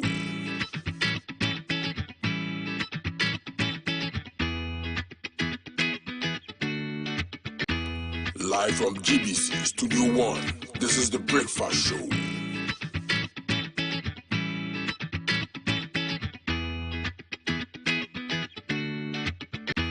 Live from GBC Studio 1, this is the Breakfast Show.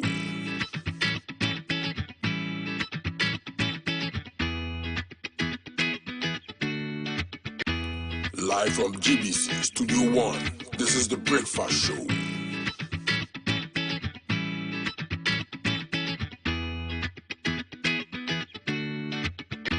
Live from GBC Studio 1, this is the Breakfast Show.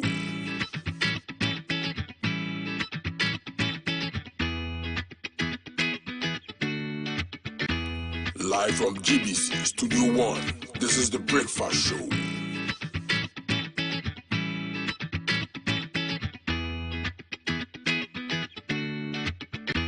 Live from GBC Studio 1, this is the Breakfast Show.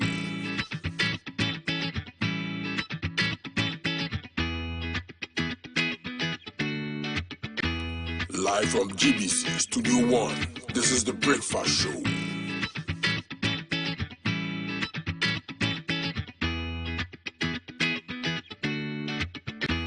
Live from GBC Studio 1, this is the Breakfast Show.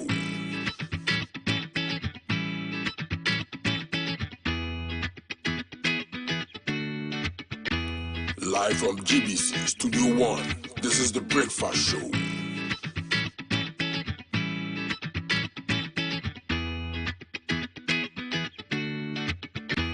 Live from GBC Studio 1, this is the Breakfast Show.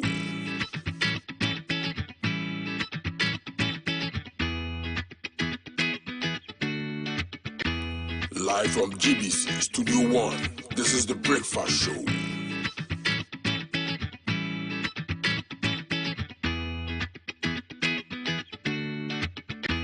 Live from GBC Studio 1, this is the Breakfast Show.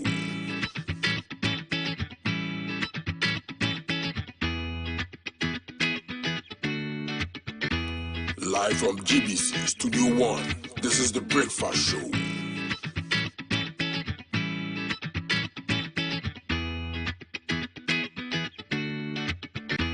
Live from GBC Studio 1, this is the Breakfast Show.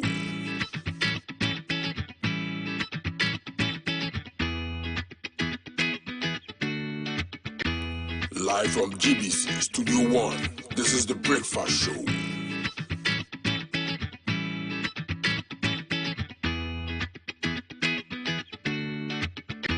Live from GBC Studio 1, this is the Breakfast Show.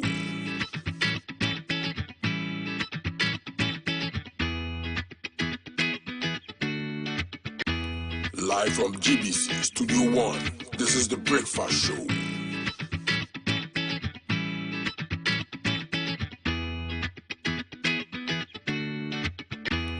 Live from GBC Studio 1, this is the Breakfast Show.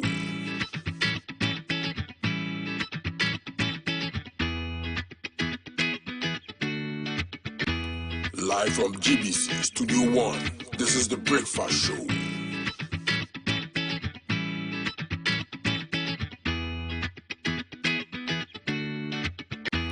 Live from GBC Studio 1, this is the Breakfast Show.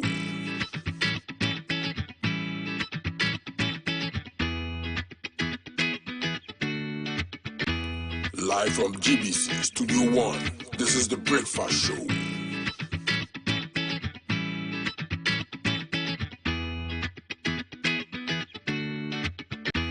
Live from GBC Studio 1, this is the Breakfast Show.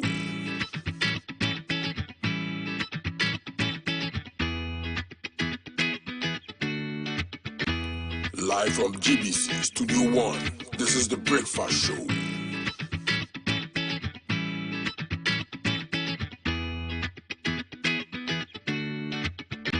Live from GBC Studio 1, this is the Breakfast Show.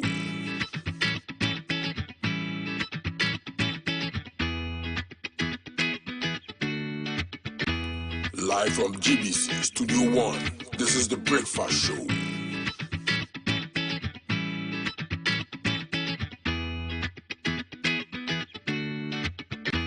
Live from GBC Studio 1, this is the Breakfast Show.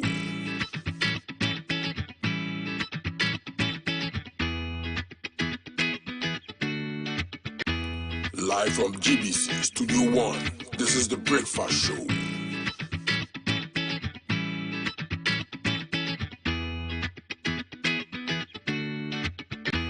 Live from GBC Studio 1, this is the Breakfast Show.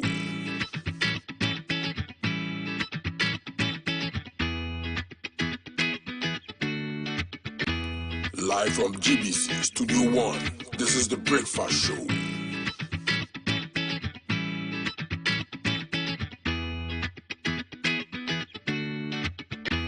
Live from GBC Studio 1, this is the Breakfast Show.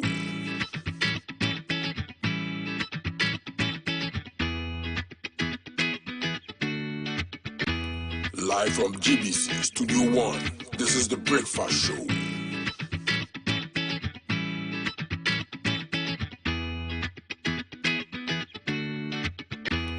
Live from GBC Studio 1, this is the Breakfast Show.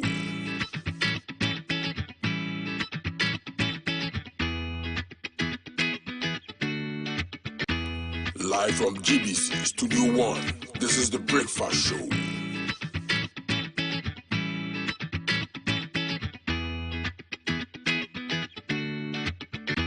Live from GBC Studio 1, this is the Breakfast Show.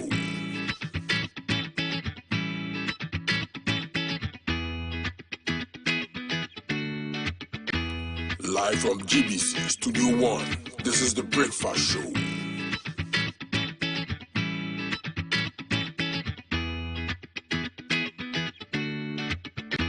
Live from GBC Studio 1, this is the Breakfast Show.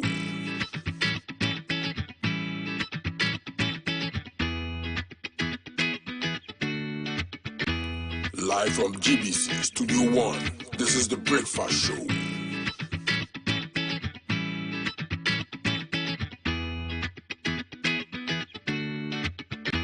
Live from GBC Studio 1, this is the Breakfast Show.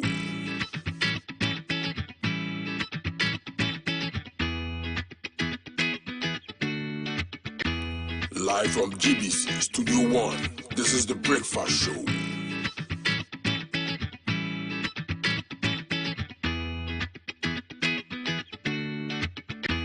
Live from GBC Studio 1, this is the Breakfast Show.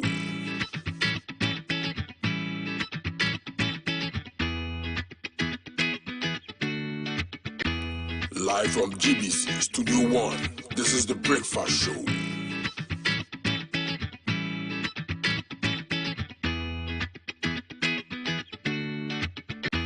Live from GBC Studio 1, this is the Breakfast Show.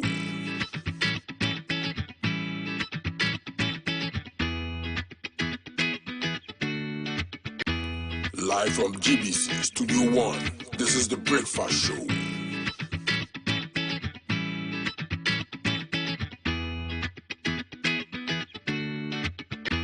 Live from GBC Studio 1, this is the Breakfast Show.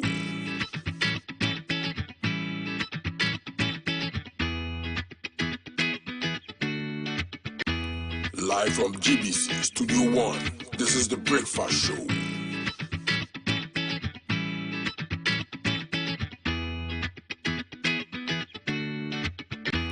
Live from GBC Studio 1, this is the Breakfast Show.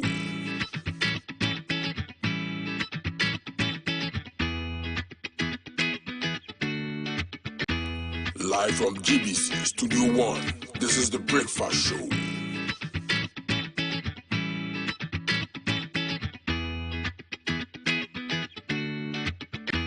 Live from GBC Studio 1, this is the Breakfast Show.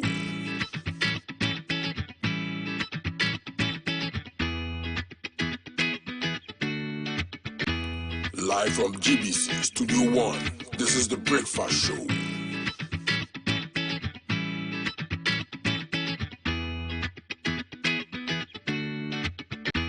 Live from GBC Studio 1, this is the Breakfast Show.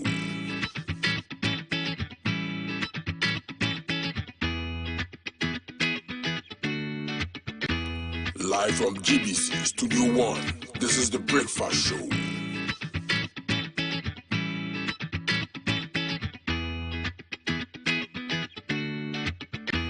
Live from GBC Studio 1, this is the Breakfast Show.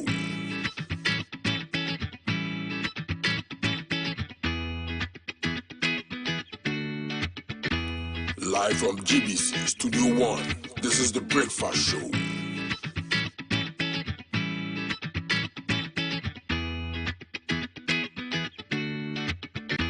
Live from GBC Studio 1, this is the Breakfast Show.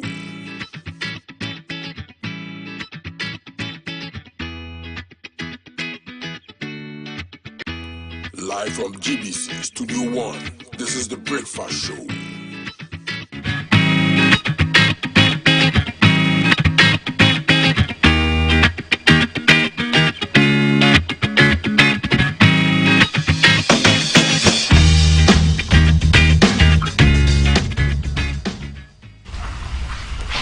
Welcome, guys. So for all of you that are like me that were expecting to see Jim Ike is actually stuck in traffic, so he says, so we can't have him physically in studio, but we're still gonna have him on phone lines, and so Jim Ike is joining us via phone. Good morning, Jim.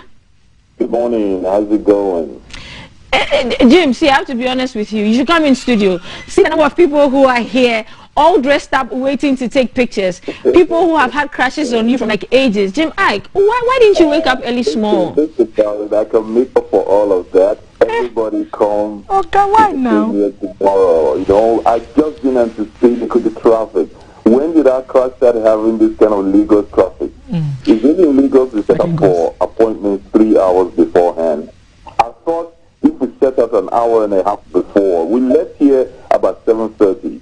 Hoping that we're going to make it, but look at all the traffic. It's not even moving. You know, it's crazy. I haven't seen anything like this before while I was there. Well, even though we pardon you because of the traffic, we are still not pardoning you. We are holding you accountable. Jim, I know you have a black belt. Is it true? Yeah, I have a second black belt in Taekwondo and a couple of other disciplines. So if you had come in studio, I was actually going to ask you to give us a few tips on how to keep safe, you know. But since you can't do that, today is Nigeria's independence. They're not preaching violence this morning. I promise you. We're about love and the movement of love. Okay, so I wouldn't have probably agreed to do it. But if you ask for a hug, I'll probably give you a big hug. Look, I would have asked for more than a hug. A lot of people would have asked for more than that, but you're not here. Okay, so today is Nigeria's Independence Day. Happy Independence Day to you, Jim. Thank you, David. Thank you. Appreciate it. Thank you very much. Well-deserved milestone.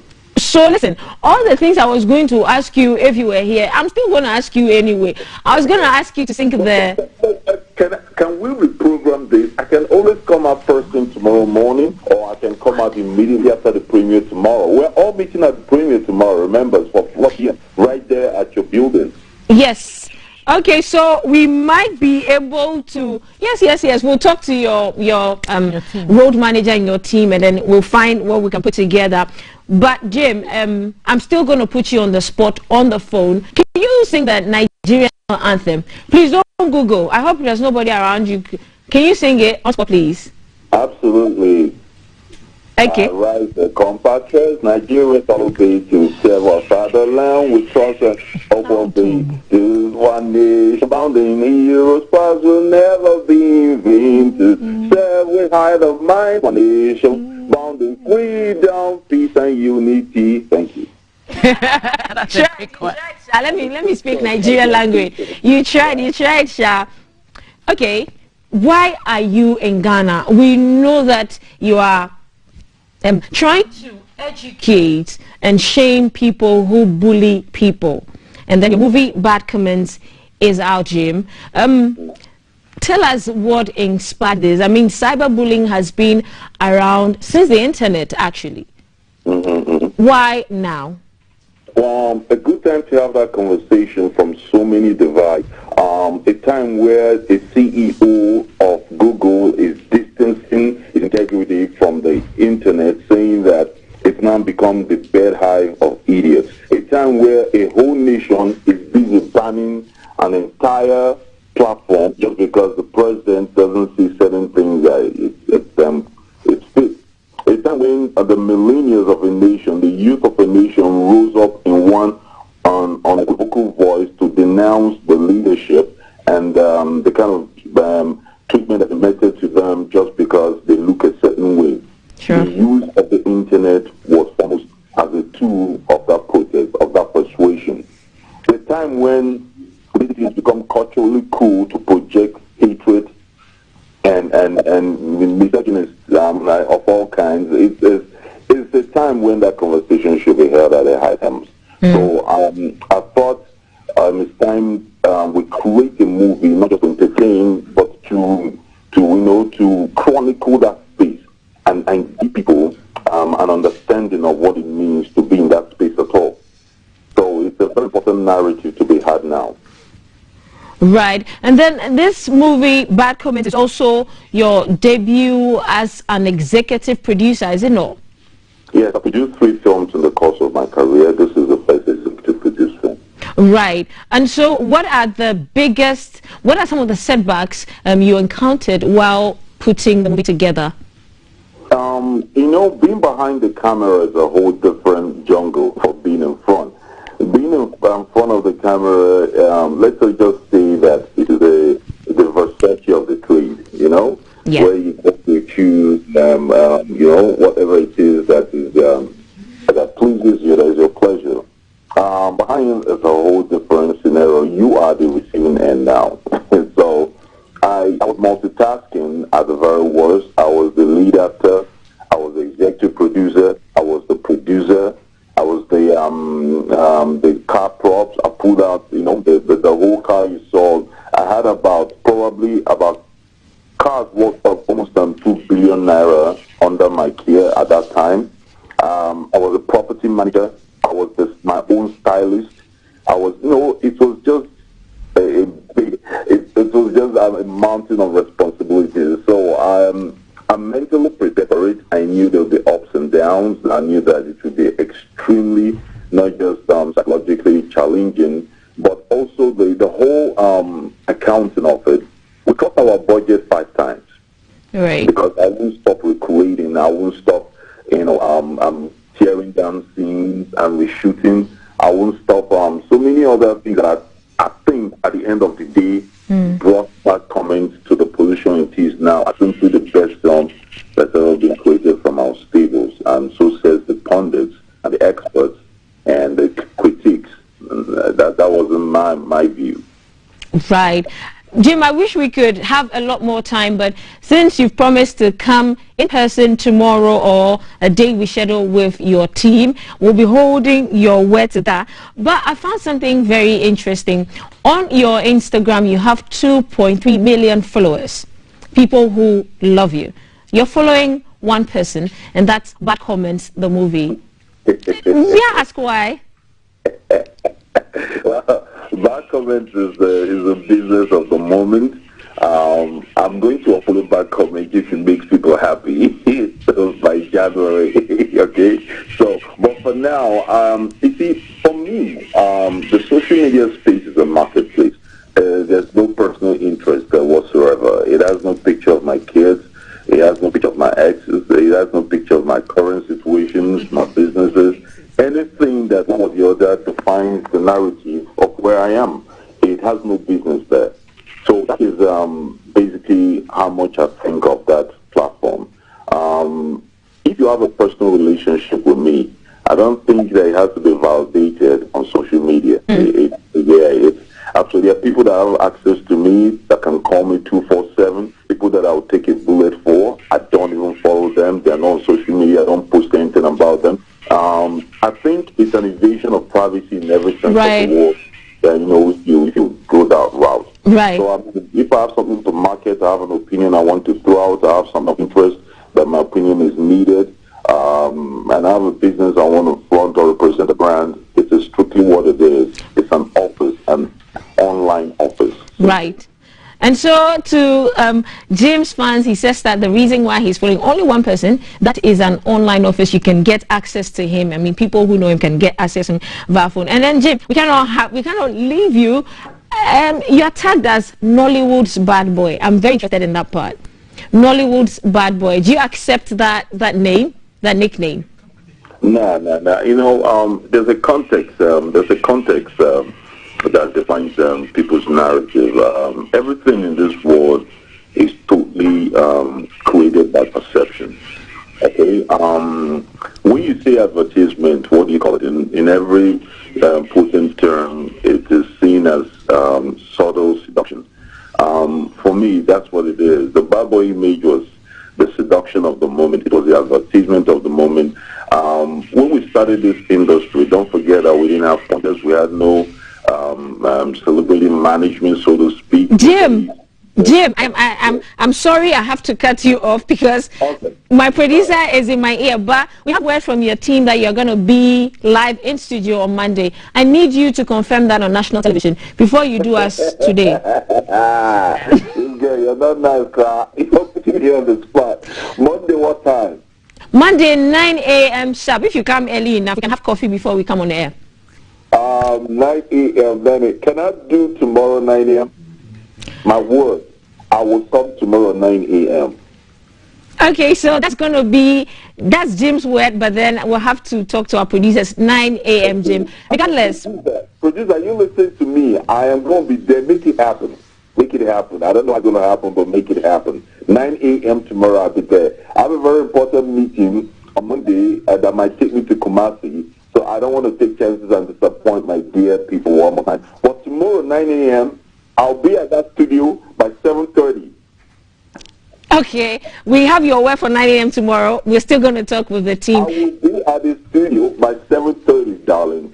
Have coffee with you, have croissant with you, have a conversation with you, and tell you about men you should avoid and the ones you should love. Right, this is you saluting us and throwing us again off. Thank you, Jim. It's been amazing talking to you. So we'll have you in studio maybe tomorrow. So we'll be speaking to Jim Ike.